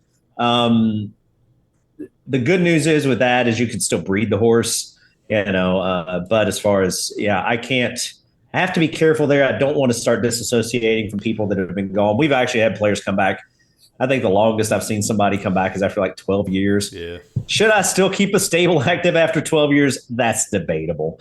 But at this point, I do. And I do. I'll consider it long term. Maybe there's other alternatives. Maybe I allow you to lease the horse after October at some point, kind of like now, where I don't know. I'm just kind of spitballing, so that's just out loud. There may be an opportunity for that later on, but at least out the chute, leasing is going to be, the disassociation is probably the most unique thing, or at least like the best weapon out the chute. But they don't disassociate. And but I'll consider it. I mean, I'm not poo-pooing the idea. I think it does have legs potentially, because somebody's not been here for 3 years. It's like, when do you draw the line? They shouldn't keep you from doing what it is. So we'll have to think about it, but that'll be. With the leasing, I wanted to get people something new this year, and I think this is the thing that's going to get some excitement back in, and something totally different than we've had. So I wanted something new. It won't be the finished product, but again, we have so many other things we have to attack, especially with the infrastructure and then the entire rewrite of the front end. So we probably wouldn't see that come to fruition. Any changes like that come to fruition for at least when the game's rewritten. Yeah, I mean, I guess so. The best way to kind of explain this is that this is going to be bare bones right off the bat, right? Like we fully expect to flesh it out much more once we get into the new website. But right now, like Mike said, wanted to get a new feature out, wanted to give you guys something, or give everybody something, myself included. So sorry, I just got a weird text. Basically, we're gonna get it set up, get it rolling. You guys, it won't be. We're not claiming it's gonna be perfect, right? It's gonna be annoying in some respects, but it's gonna be super beneficial to the people who are interested in using it, and that's kind of the general consensus behind it. So we had a few other questions. Somebody asked a question that I am completely missing right now. Where is it? Okay. I can't find the question. I know it was. There it is. It's staring me right in the face. Will a he-mare be able to be leased during those 3 months? Nope. He-mares are off limits. They were. It's actually in my instructions right now. He-mares, no leasing. We're lucky to allow them anyway. That's why they cost more. To me, a he-mare is supposed to be something that's the main and the only reason why it's even in the game is we have those male horses in the game that are Hall of Famers, etc. Those are the ones that the intent is there for. It's kind of a bonus to get to use them anyway. So no, it's off the table, I think. BK said, could leasing rights be based on active stables, so inactive lose rights for that year, but can be back in the mix the next year if they return? Yeah, it's not. I'm not. You know what? Again, we'll figure that out. I think that, like we said, just coming up, I think I want this to get traction before we start rebuilding the animal. It has to be there before it's there. I know that's almost like self-intuitive, but I want to see what we have before we start changing what we have. I'm not against something like that. I'm not thinking that's not necessarily a bad idea because, like I said, it's like if a guy hasn't been around for a couple years, does he deserve that? But is there an opportunity? Maybe if I know, for instance, like right now, I'll give you an example. I'm sitting here arguing with myself about, I think it's a good idea. But yeah, if they were the last person to own a horse and you owned a horse previously, they get that first month to breed it. And then after that, you get the opportunity to breed it. Could leasing be in that same avenue? If they decide not to breed it in that first month, can you lease it? Theoretically, that makes sense. In practice, there comes this little weird niche that's going to happen. And I know it's going to happen. Is if somebody comes back while the mare is still in the leasing department, does she just come off the market? I don't know. Again, it's all squishy. I just want to get it out there. Like I think I mentioned, it's been a lot more difficult to code this than I anticipated because I really did try to nail down a lot of the nuance so we didn't have problems out the chute. I'll give you a good example of something that I just thought of within the last 2 days is there's a 3-day window when a mare is retired that you can unretire her. So in that case, if you put her up for lease, now you don't have the ability to unretire her. But I didn't think of that. So technically, somebody could have put a mare up for lease. Somebody could have bought the mare. The person unretires it. So there's a whole bunch of these little knick-knack situations that you really have to account for. That doesn't even include the breeding points. So there's a question here from Shag that I missed. Okay. And it's funny because I actually saw the question and then I got sidetracked between a conversation or I think DB busted out with a popsicle or something. But Shag asked, repeating this one in case it got missed, if I push a horse too soon, say a stakes race in a career race number 2 before it's ready for stakes, can I potentially ruin the horse for good? Or will the horse still become whatever it was eventually going to become? I would have to look at the wear and tear. I don't believe it won't. Like I would really have to look. I don't believe that pushing him to a stakes race in a second race is going to hurt him long term. It won't. I wouldn't advise it because he's not mature, and especially those first. It takes a horse like at least several races before he's even going to get his shit together. Some horses do it faster than others, but if you find something that rolls a 99 as a 3-year-old, early 3-year-old, first time you run him, then maybe you throw him in the stakes race. But it won't hurt. As I'm 99, 90. Let me rephrase that. 97.5% sure. I'll go with the bell curve. I'm 97.5% sure that you're not ruining him if you throw him a stakes race and he shits the bed. Yeah. So yeah, I mean, you treat the horse like you would treat a real horse. I mean, if the horse ran a 53 and finished 7th place, don't go Rick's Natural Star and fucking try to throw him the stakes next time. He's not worth it. But I mean, save your get your points when you can get them. But yeah, if he runs well at the chute, even if he shits that bed and that stakes, I'm pretty sure that's not in the code. No, it's not. I've looked at the wear and tear pretty extensively, to be honest with you, and it's to put it, just be methodical. That's the best way to put it. If a horse isn't showing you something right away, or he shows you something and you feel like, hey, maybe he'll take a jump next time, then take a shot, right? But if he completely bombs out or just shows that he's not competitive at all, the speed vig will tell you that, number one. And number two, the final result will tell you that as well. So even if the speed vig went up, but the result was like, hey, we lost by 12 lengths, yeah, it might be time to say, all right, let's wait. You know what I mean? Like, so it's about being methodical. It's about making decisions. It's about I mean, you can't ruin a horse, though, with like 3 races. There's no way to do that. The best way to ruin a horse is running too many times too fast, especially when he's too young. There it is. That's how you ruin your horse. If you're looking for the tips on ruining your horse, pro tip number 1: race him a lot really close together. That'll screw him up. Did you hear that, BK? Did you hear that? What have I been telling you? No, I'm just kidding. I'm really not, but that's what I've been telling BK. So let's see. We got Just 3 says, still think the best advice ever given on here was when Frank said the game pays patience. Look at Frank getting a shout out. I know. Look at that. Even monkeys fall off trees, huh? No, I mean, Mike, you tell me. Is that a fair statement? It can be. I mean, it depends on how you want to play the game ultimately. I mean, that's and that's why I've tried to I try not to tell anybody how to play the game. We do some things now to slow people down from things that the way they used to play the game that was causing some duress to the game. But by and large, that patience is the way some people like to play the game, and they can be rewarded with better, finding horses and getting that horse over time.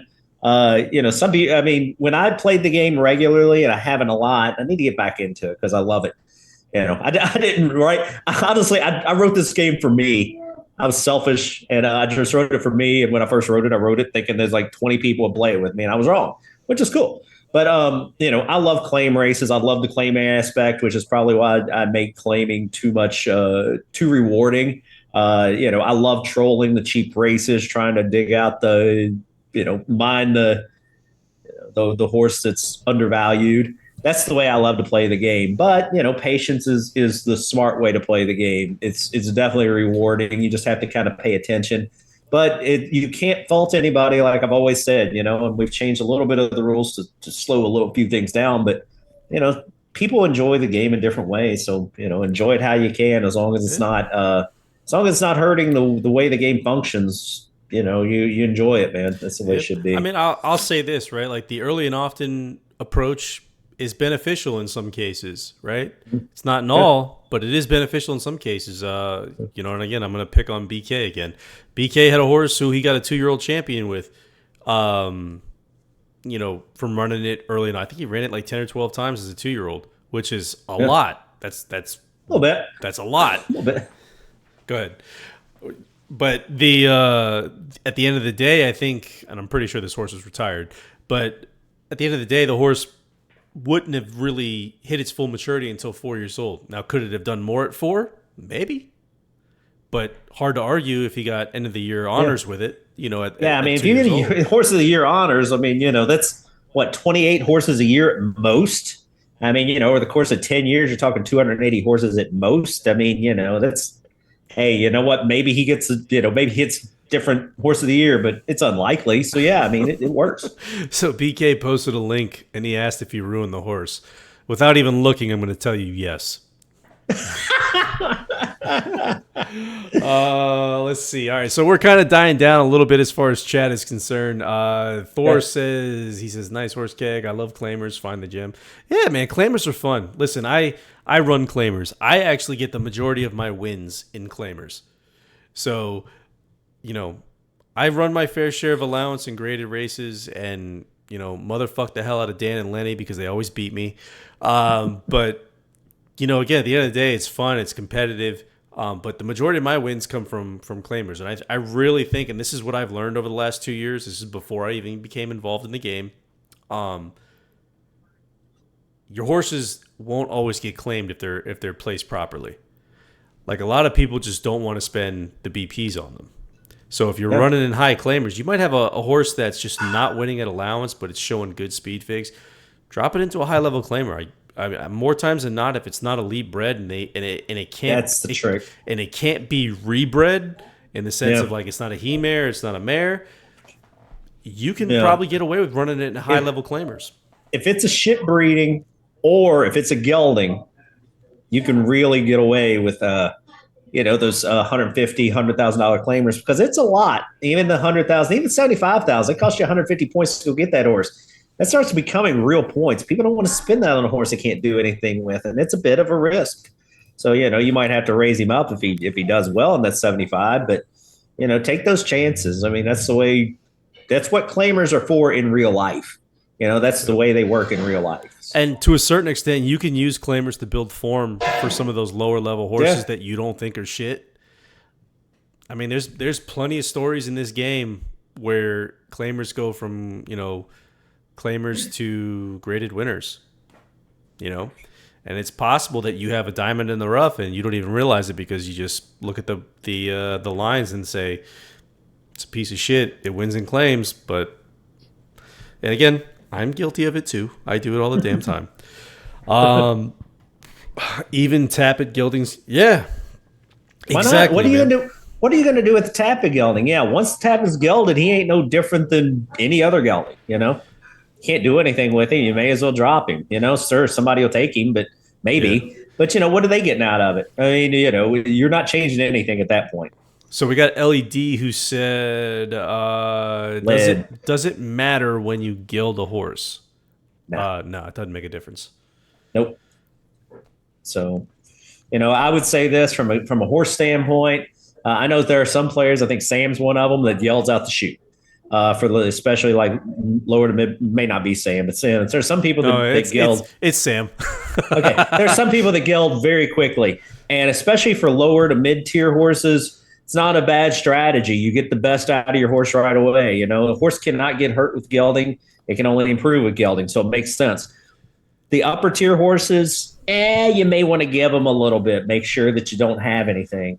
Just in case, you can, say the horse does become a he mare. But if it's a lower middle tier horse, even if it becomes horse of the year, you don't want to. Everybody in chat right now is like, no, it's Sam. It's Sam.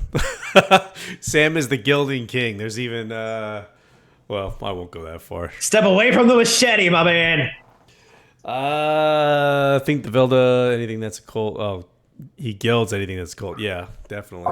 All right, so we're probably getting to the point where we should look into maybe doing some prizes. All right. I'm going to let you rap for a second, Sam. I'm going to let you rap for a second, Frank. I got to walk in here for a minute, but I will be back in about 3 minutes. I've been called worse things. So, yeah, while Mike's gone, if you guys have any questions. Let's do this. While Mike's gone, drop your name in the chat. Drop your username in the chat so I know. I got a bunch of y'all in here. So, yeah, man, drop your usernames in the chat. We got Ladro, who I don't think I added. FL Rancho. Oh, I had you. BK, I always got you, you son of a bitch. We got Dingo. Oh, that's not how you spell his name. Bizalls. 3, I think I have you. Do I? Yep, I have just 3 in there. Jono, I have in there. Sam, I have in there. I don't have Dwayne Crisp. We're going to add Mr. Crisp. R Whisper, I was missing. Do I have a mirror? I do have a mirror. Given. If Given was actually here. Let's see. Shag. Did I add Shag? I did add Shag. Sorry, guys.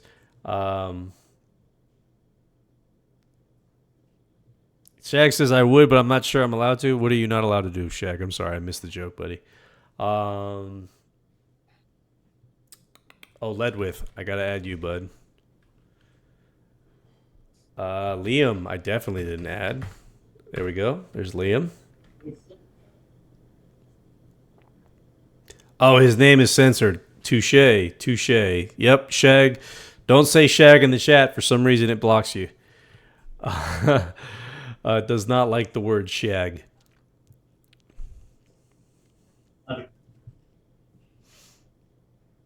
There you go. Yeah. So, any questions that you want to ask now that Mike's not in the chair, I can divulge anything. Oh, you son of a bitch. He came back. Did I get Thor? Right. I don't know if I got Thor. Did I get Thor? Oh, I do have Thor. Okay, we're good. Can I please read your gilding question, Jono? What was your gilding question? I'm sorry. Can we get rid of having the horse for 6 weeks just to gild it?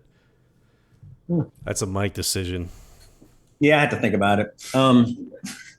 Yeah, I had to consider it. I don't have a good answer for that yet. I mean, anything's up for debate. So it's not a bad idea. We'll take something offline. I can talk to you about it, Mike, if you want. Yeah. But there's a little. We'll take it offline. I don't want to divulge anything here. Okay. I think I've actually already told you it, but it's okay. Farm's kind of fucky anyway. The farm needs to be revisited as an entire process. So. Oh shit. Give me a second, guys. I should not have put commas in on this. The new raffle doesn't use commas, so need to get rid of those. So again, if you haven't posted your name in here, you are not going to be included in the raffles. So please post your name because we have 2 horses and how many B cards do you want to give away, Mike? Let's give away 2 sets. So we're going to give 2 sets of 3 B cards away. And then we're also going to give away 2 horses that Donny Baseball came up with the lines for. One is a 3-year-old, one is a 2-year-old. And yeah, we're going to kind of go from there. So what do you want to do first? Let's do the sire giveaway, or the horse giveaway. You want to do the horse giveaway? All right, let's pop open that. And we're going to pull over the random wheel. A random wheel. The random wheel. Here we go. All right, I think I got everybody on here as far as I can tell. Let me just double check. I'm doing one last run through here. I don't see any new names. All right, so we're going to spin the wheel. Oh, it's got noise too. I wasn't aware of that. That on. Oh, King Spin wins. No, it's slow. I'm just now seeing Spin win. There we go. All right, Spin, you have your option of... Let me move this over now. Sorry, Mike. I got to cover your face. You can take Air Kentucky, who is Flightline, Street Cry, or Giants Causeway. Or you can take... I don't know what the hell that name is. Pero Chial Lad, who is more than ready. Bernardini. Oh my God, I can't talk. Bernardini and Seeking the Gold. Spin, that is your choice. You let me know which one you want. Free sub to Frank's OnlyFans. That's right. Listen, stay tuned. We're gonna do. I got the thong. I got the FU Donny shirts going. Spin says she'll take the 2-year-old. So Spin's taking the flight line. All right, let me mark that down. Right. Spin flight line. All right, so we got one more. Do you want to do questions for... oh, shit. I lost it. Sorry, guys. Give me a sec. There we go. I lost the. Do you want to do questions for the B cards, or you want to just do a wheel? I don't know. We'll let the chat room. All right. Questions or spin wheel? Yep. We'll let you guys put a 1 in the chat for questions. Put a 2 in the chat for spin wheel.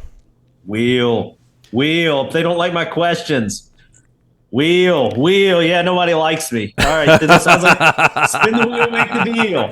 That's fine. It's funny that everybody would rather randomly pick on the Wheel of Fortune wheel than answer one of your questions.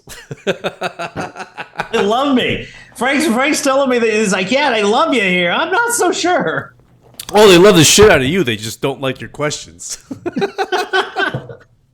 enough. All right. Here we go. So we're going to go ahead and we're going to spin the wheel one more time. This is for the MTR. Oh, shit. What was it? It was, nope, that's not it. It was an MTR Bernardini and Seeking the Gold. And again, this is courtesy of Donny Baseball. He's the one who gave me the lines for these. I just bred them for him, and we're going to give these away. And we got our Whisper.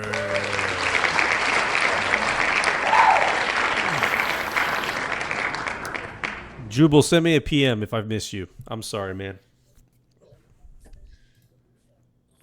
We'll work something out specific between us. Send me a PM. Because I know you were in here chatting. So let's see. So yeah, so we got. Go ahead and add Jubal here now. At least let's give him a chance on the last guy. Oh, on the cards. Yeah. I feel bad about the other ones though. All right, so we're gonna do a spin on the cards. This is the. Oh, hold on. Let me mark down. Who won the last horse? Our Whisper. There it is. This was the MTR. Okay. All right.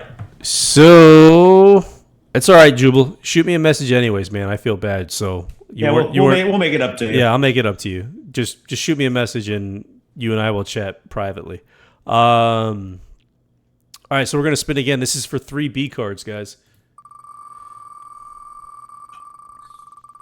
And Maddie is going to get the 3 B cards. Chips for you to see. I think that's his name. Maddie, do me a favor and drop your username in the chat again. I'm pretty sure it's Chips for you to see. It is. Got him. All right, he good. Perfect. All right. And then we got one more 3. We got one more 3 Bs to give away. And here we go.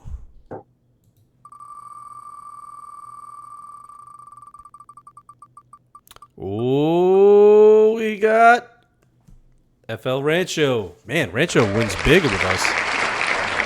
The bigger go home. There we go. 3 more Bs for Rancho. All right, so we got 3 Bs for Rancho, 3 Bs for Maddie, and yep, we're good. Yeah. So there we go. All right.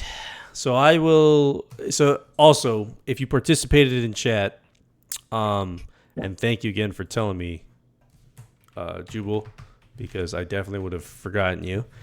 But you will be getting credits, so we will be shooting credits over. Let me get the zoom back. Where's the zoom? There it is. And also, again, if you want to be in the round 2 of the beta for the leasing, let Frank know, because round 1 is very tight.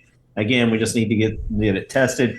Round 2, we do need before round 3. So yeah, we can open that up a little more. So just to put it in perspective. To get in on round 2, you need to PM me on Slack. If you're not with your master stable. If you're not set up on Slack, you can always email Smartacre, whatever the hell the email is, smartacre@smartacre.com. Probably your better idea to make sure we get it is go through the website, go through Connect, and send it through there as just a general comment. Yes. And say, yeah, that's the best way to do it. That way Frank and I both get it at the same time, because sometimes I miss my email is a war zone. Speaking of, I haven't actually checked it today, so I need to go in and do that. But Yeah. So again, send me a message on Slack. It's not. I want to point out it's not a guarantee that you're going to get in on round 2, but Yeah. I will pick a few folks from just randomly. I'm not going to there's no preferential treatment or anything along those lines. But I'm going to randomly pick a few folks, and we're going to bring a couple more people in. But like Mike said, the initial round, we want to get that initial feedback kind of drilled down so that we know exactly where to look. And then we'll expand it further, and then it'll be full release. We'll probably at least double it. I mean, I wouldn't be surprised if we do have more people, because the goal is, I think round 1, I think I mentioned to everybody here, is that, some of the people that suggested it are in on round 1. Some other people that are pretty active. We have a lot of active players, but I feel pretty good that we'll smoke out about 70% of the problems out the chute. And the goal is really just to limit comments. It's not that we're trying to keep anybody out. We're just trying to limit. We don't want to turn it into a fire hose. Exactly. So, it's more or less, to be honest with you, it's kind of on me, because it's more or less me trying to control the influx of information coming in and then giving it to Mike. If it gets to be to the point where I can't manage it, then ultimately we have a problem. So, and I don't want anything to fall through the cracks or anything along those lines. I don't want people to feel like they don't have a voice after putting in some work, So, so we have, let's see, we have a couple of questions. Sam had said, is there future options to make minor enhancements to the 3D viewer, or is it locked for many years? It's probably going to be locked for a minute. 3D viewer is expensive. That is one area that, I'm really, not to break my head, pat myself on the back. I know how to code, but I'm not a visual guy. I don't do graphics well. I never have. That's why I always bring in a third party. There may be I'll hopefully do one more round of the viewer at some point, but it'll be a minute. It's expensive. The guy's great. He actually gives me a very fair price for the work he does. But it's expensive. It takes time. And it's not easy. No, it's not. And it takes a lot of work from me too. I mean, it's not, this last go around with the viewer was, several months of me just working with him, really trying to get the dynamics right. I think Frank may have seen some of the XML. We're going to have to rewrite some of that. The XML to turn into JSON. But yeah, it's getting the angles and things right, getting the race code right. It's a bitch in the ass. So it's not easy.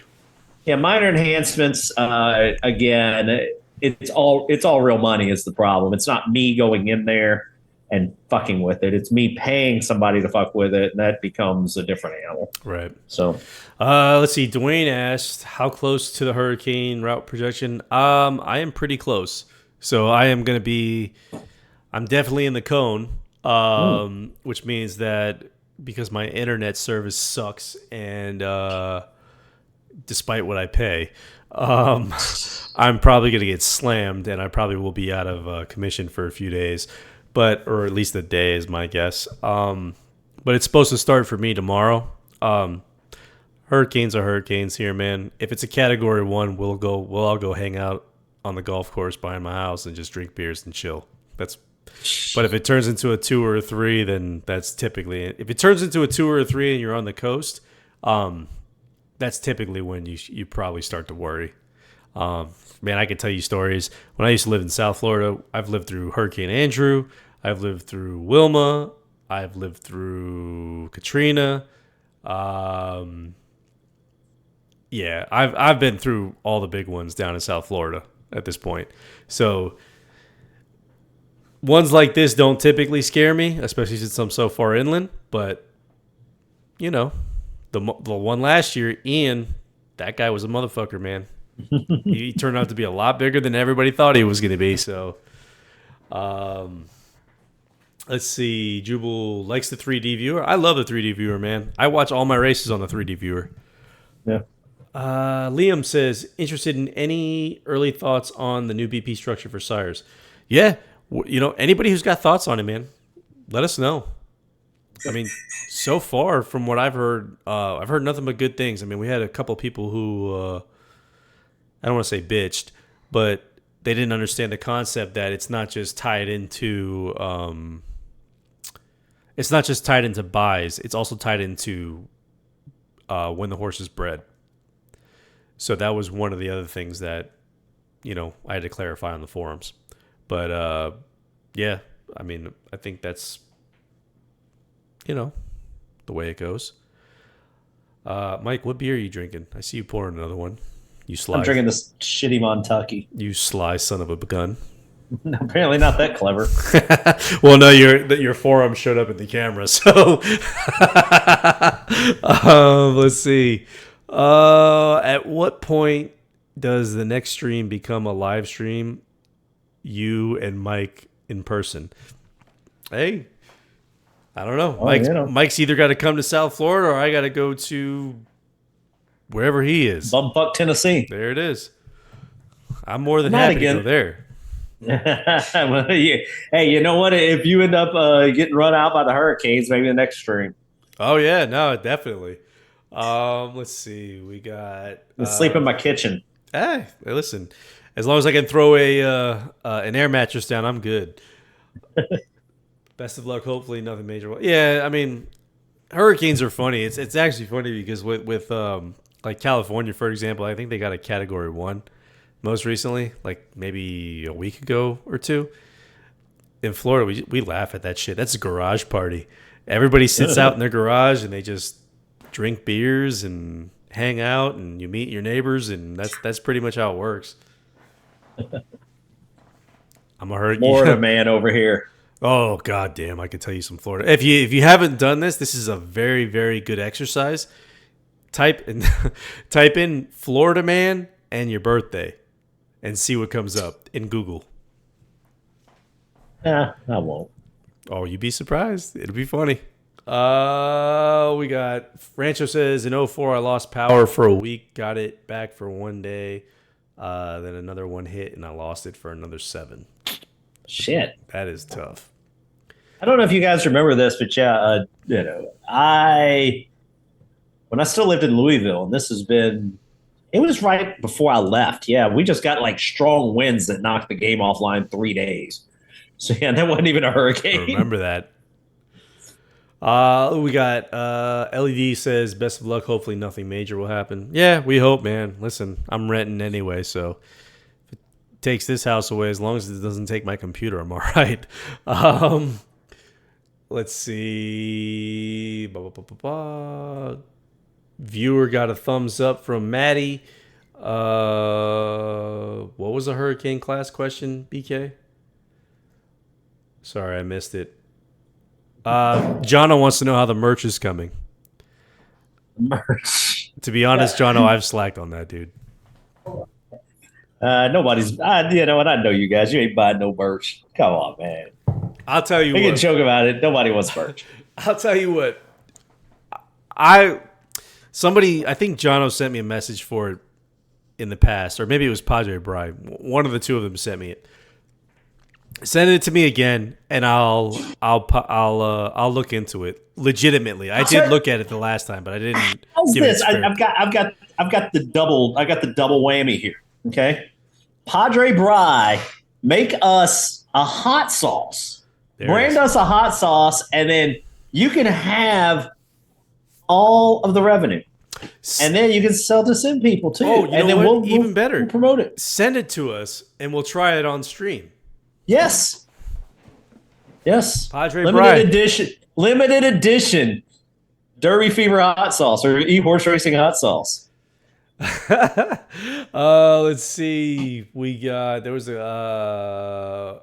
Liam asks, who is the clubhouse leader for beers consumed? Mike's got me beat. Easy. I'm an old pro, man. Mike's got that Tennessee moonshine blood. He's got me beat. No, it's not Tennessee moonshine blood. It's an Appalachian fucking moonshine blood. Fun fact, I am related supposedly. If you ever want to look up, and this is a kind of dumb trivia question you guys missed tonight. I could have asked this question. Rubbing your nose in it now. Let's go. Let's hear it. Mahalia Mullins is one of the most famous moonshiners of all time. She was a 400-pound moonshiner. It supposedly couldn't be arrested because she was too fat to get out of her own house. So now whether or not that's true or not, I don't know. But supposedly I'm related to her. So and they just to let you know. Well, but yeah, that's Appalachian for you. Is she your cousin? No, she's several generations back. I mean, she's like 1800 moonshiner. Man, so that is a great fucking story. I would write a book about that, like a children's book about what, what was her name? I don't know her. Mahalia Mullins. I mean, Mullins. Could do, I don't even know. Here, I'll drop it in the Twitch. Mahalia Mullins. We got to come up with a short story for that because I feel like that's a winner right there. The truest story. Oh, she is from Tennessee, but I'm related to her. But for some reason, the true-ish story of moonshiner Mahalia Mullins. That's right. That's what 23andMe will do for you, folks. Get you in touch with all your old folks who do moonshine bootleggers. Yeah. Like I tell people, and I know I've mentioned this in this chat, I don't have a family tree. I have a telephone pole. Let's see. We got... Thor says he wants a Derby Fever hoodie. Okay. Right. I guess the demand is bigger than I thought it was. Maybe it is. I'm not against printing up a... Jono, you know what? We're going to get together, Jono. It says, shit, Jono says, shit, Frank, I'll speak to you about this. I'll do it. Okay. We'll talk about it then. Let's see. Well, sadly, it won't let me drop this in here. I was going to drop the Mahalia Mullins link in the Twitch chat, so I'm going to drop it to you in the private chat. Maybe I can drop it. Let's drop it like it's hot. Let's see if I can. Here it is. Frank Palacio. There we go. You get it. They did change my last name. Where did you drop it? In the Zoom? Yeah. Oh, you did. Dropped in. I can't post it to the Twitch. No, I meant the. You didn't drop it in the. Dropped it in your private Zoom, whatever. I think. Right? Yeah, private Zoom, not the actual Zoom chat. We're all learning. Yep. Let's see. We got. Hold on, I gotta go up. Taffy says, "Legit to wear around the house. It is so soft." Okay, yeah. I guess we got to come out with a hoodie line. Listen, I'm wearing a hoodie. I wear hoodies every damn day of the week. I like hoodies. My wife and my son keep this goddamn house so fucking cold that, my fat ass, I don't have enough fat around me to keep me warm. So part of my problem with why I'm eating McDonald's 3 times a week. Florida man. That's right, Florida man right there. It's called surviving, baby. We got. Sorry, guys. I've lost track of the comments again. Let's see. Liam said, "I work in racing. Everybody loves merch. Nobody wants to pay for it, though." That's fair. Fair. I give away a ton of shit. All right. There you go. Sam says, "Every popular YouTube channel has merch. I would support it too."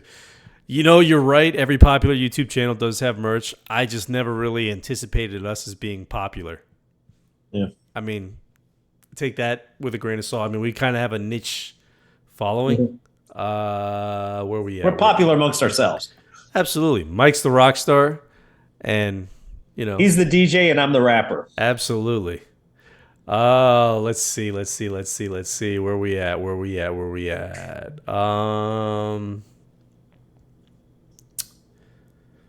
We sell 0, Liam says. All right. Well, that's not encouraging.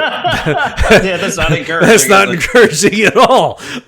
Let's see. People love it, but we sell none. Taffy says her husband would love the hot sauce. All right, very good. BK. I'm telling you, I think the Padre Brie thing may be where we go. If he will make us that way, they get something they'll use. I mean, I don't know. I want to get Padre Brie on here. I think if we get Padre Brie on here and we do like a, we'd talk him into it. Oh hell yeah, we can. Maybe we do like a full blown stream where we're all in the same room together. Whether we travel to Tennessee and we get into Mike's realm, or we go to Florida in my realm, or California in Padre Brie's realm. Yeah. One of the others. I think he hangs out at a bar named Pounders. We'll have to go to Pounders with him. I'm down. It sounds like my kind of bar. That's my kind of bar. All right, let's see. BK says he voted for the trivia. Taffy says the pictures. Taffy posted a link. Too fat for jail. Do I need to? Should I post this? Oh, here we go. Moonshine. Mahalia Mullins. Oh, she there it was is. Too fat to arrest. That's. I think that might be an urban legend. But I haven't read about it in a while. I'm going to be honest. I'm going to read it as truth. All right, fair enough. All right, we had D Money Schaefer been playing the game forever, and I still suck. Yeah, I wrote the game and I suck. Don't feel bad. There you go. Jono says I can just imagine the first hoodie Derby Fever on the front, on the back. I carry weight, but I'm fast. Oh, that's a great saying. We're gonna have to really tailor these, apparently. Taffy says, St. Frank always cold. Yep. Laudro, how about a giveaway of a sire share? Spin that wheel until I win. That's up to Mike. You want to give away a sire share? Yeah. What will we give away though? I'll tell you what. You know what we're gonna do? What? I don't know. I'm just gonna take a guess. I'm gonna randomly pick a sire.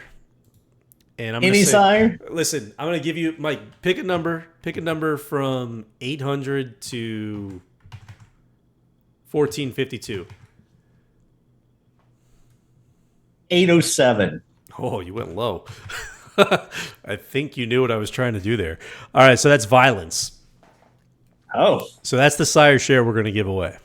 Hi, kids. Do you like violence? Oh. Would you like a free sire share instead of me poking a finger in your eyelids? There. Oh, keep going. Don't stop. Don't stop. No, keep I'm done. I thought we were going to get a freestyle out of Mike.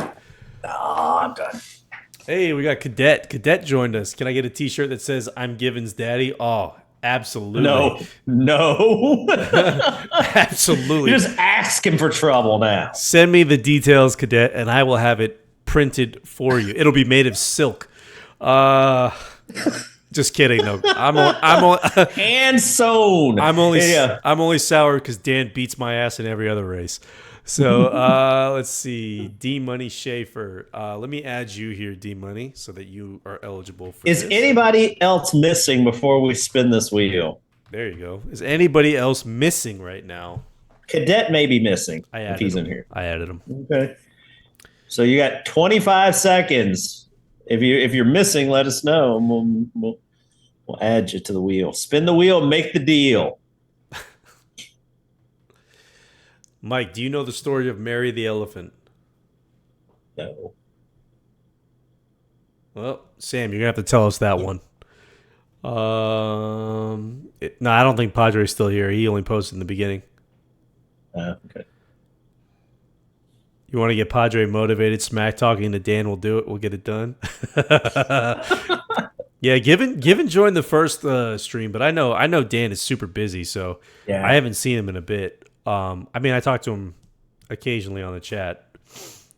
Hey, the chat's perfect for because you could like drop in and out. Streams takes a minute. Stream's tough. All right, We're gonna go ahead and spin this bitch. So if y'all are ready, here we go. This is for a share of violence. Come on. Ooh. Bizarre. All right. Yep, we added you, D-Money. There you go. Hey. Everybody wins. Well, mostly everybody wins. A handful of people wins. We don't give away enough prizes for everybody to win, but most of y'all win.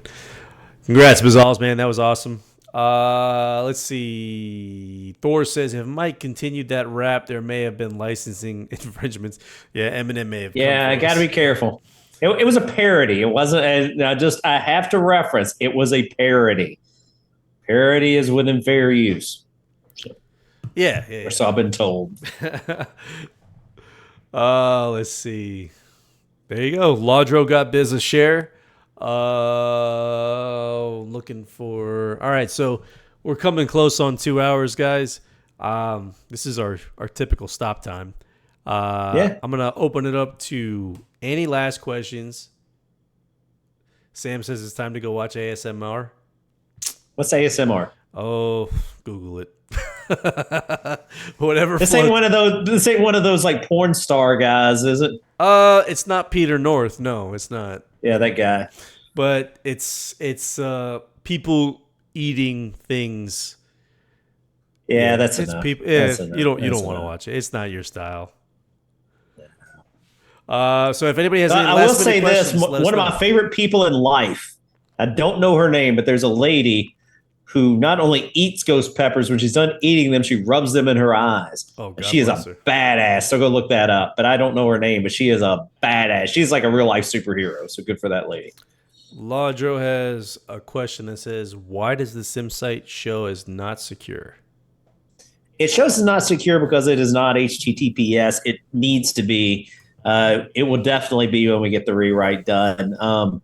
Certificates on Windows aren't as easy to apply. I've had them in the past. They cost money. It's a whole thing. You might be able to get them free. It was HTTPS for about a year. I know how to do it much better on Linux. So we'll be HTTPS when we get over. At the moment, we're not. I don't have a good excuse other than I'm just, it's one of those things where it's not. If I were trying to push the sim, and trying to like really advertise it and things, it'd be one of the first things I did. But we've got our players. HTTPS, just so you guys know, the main. I don't get too nerdy on you, but the main thing is that technically it's not encrypted necessarily moving around. We don't have a lot of information that's very valuable. A password to play the horse racing game, I don't think anybody's going to steal that. If you are buying credits, and this is just to let you know, if you ever buy credits through PayPal or the credit card, you will notice that it goes to a third-party provider that is HTTPS. But my theory has been, at least from a, I could, and I've done it, and I should. It really is just a. I'm trying to outrun this Windows environment. Is all it is. I mean, yep. I'd love to give you a better excuse. It really is just me being a little lazy. And me, trying to give you guys some different stuff. But I think the risk involved is pretty minimal compared to, there's not a lot of risk, given that the only risk, if someone intercepted your password and used it, it's going to be somebody in a cafe or man-in-the-middle attack. Man-in-the-middle attack actually wouldn't even matter with HTTPS. But somebody might enter your horse in a different race. There's breed something that you shouldn't, so it's very... And nobody's doing that, The way I always look at things like this, and again, this is me defending myself for being lazy, which is an awful defense. But part of it is hackers are generally do hacking because they want to make money, or it's not a lot of malice if they enter your horse in a claim race, and then they've had to figure out how to do it. They don't learn how to play the game to fuck with you, so it's just kind of low risk, very low risk. But yeah, anything that's actually money related, credits related, that all goes through PayPal or it goes through iTransact, those are both HTTPS compliant. So you don't have to worry about that. So Cadet asked, will this get posted on YouTube? Bummed I missed the first 110 minutes. No, it'll definitely get posted to YouTube. It depends on when I get my lazy ass up and push it over. But yeah, it will. And one thing I told myself I was going to do that I did not do was create timestamps. I was too busy drinking, and I did not create any timestamps to let me know what key components to point folks to. Now, here's the thing. Earlier on, you were saying that I drank more than you, and you just said you were so busy drinking you couldn't do something. Now, that's an excuse I've not heard before. I was so busy drinking, I couldn't. Trying to provide entertainment. All right, Mike? We got bad reviews on the Saturday morning cartoon show that I had to PG it up or PG-13 it, however you want to call it. And I just triple X it up in here. I'm gonna be honest, I just realized I had the chat open the whole last God knows how long for this. There it goes. Now it's gone. So thank you guys all for joining. Super helpful getting everybody in here. Like I said, we value everybody's feedback. we try to respond to everybody, whether it's forums, Slack, Twitch. We do thoroughly enjoy giving, the prizes away and having fun with folks. And again, as we continue to develop and create more opportunities for new features and what have you, we're going to tap on more folks. So if you're willing and available, send me a PM on Slack only, not on the forum. So only on Slack, and I will add you. And again, we'll go from there. So, but super, super appreciate you guys being here. Mike, you want to say any words to close it out? No, just like I always say, I'm always humbled by all you players that not only play but support the game and show up for these Twitch streams. And thanks for Frank for putting this stuff together. This is something I'm not good at. You guys have known me 25 years, some of you, and I'm not. I don't think I'm impersonal, but I'm also pretty shy, I guess. So I'm glad for him to bring you guys, bring me the opportunity to kind of open up and enjoy this. So. We have a request before we go, but I want to say this before we go. Super thanks to Donny, man. Donny came in. Oh, yes. And again, this is all unscripted. 100%. This is all unscripted. We don't talk about any of this shit. Like, literally, we talked to Donny about 5 minutes before we went live. And Donnie's like, what are we doing? We're like, fuck, we don't know. Yeah, like Donny asked us. He's like, all right, what's the format? We're just like, yeah. You tell us. So, again, it's all unscripted. We don't, plan any of this stuff. We just come in, we talk, we base it off a chat. So huge shout out to Donny for coming in and making himself vulnerable. Number one, and taking part, man, because that was it takes balls to do that. It takes balls to get up in front of 30 people and just say whatever. So yeah. But let's see. We got last question from BK is, can we get an FU Donny from Mike? Nope.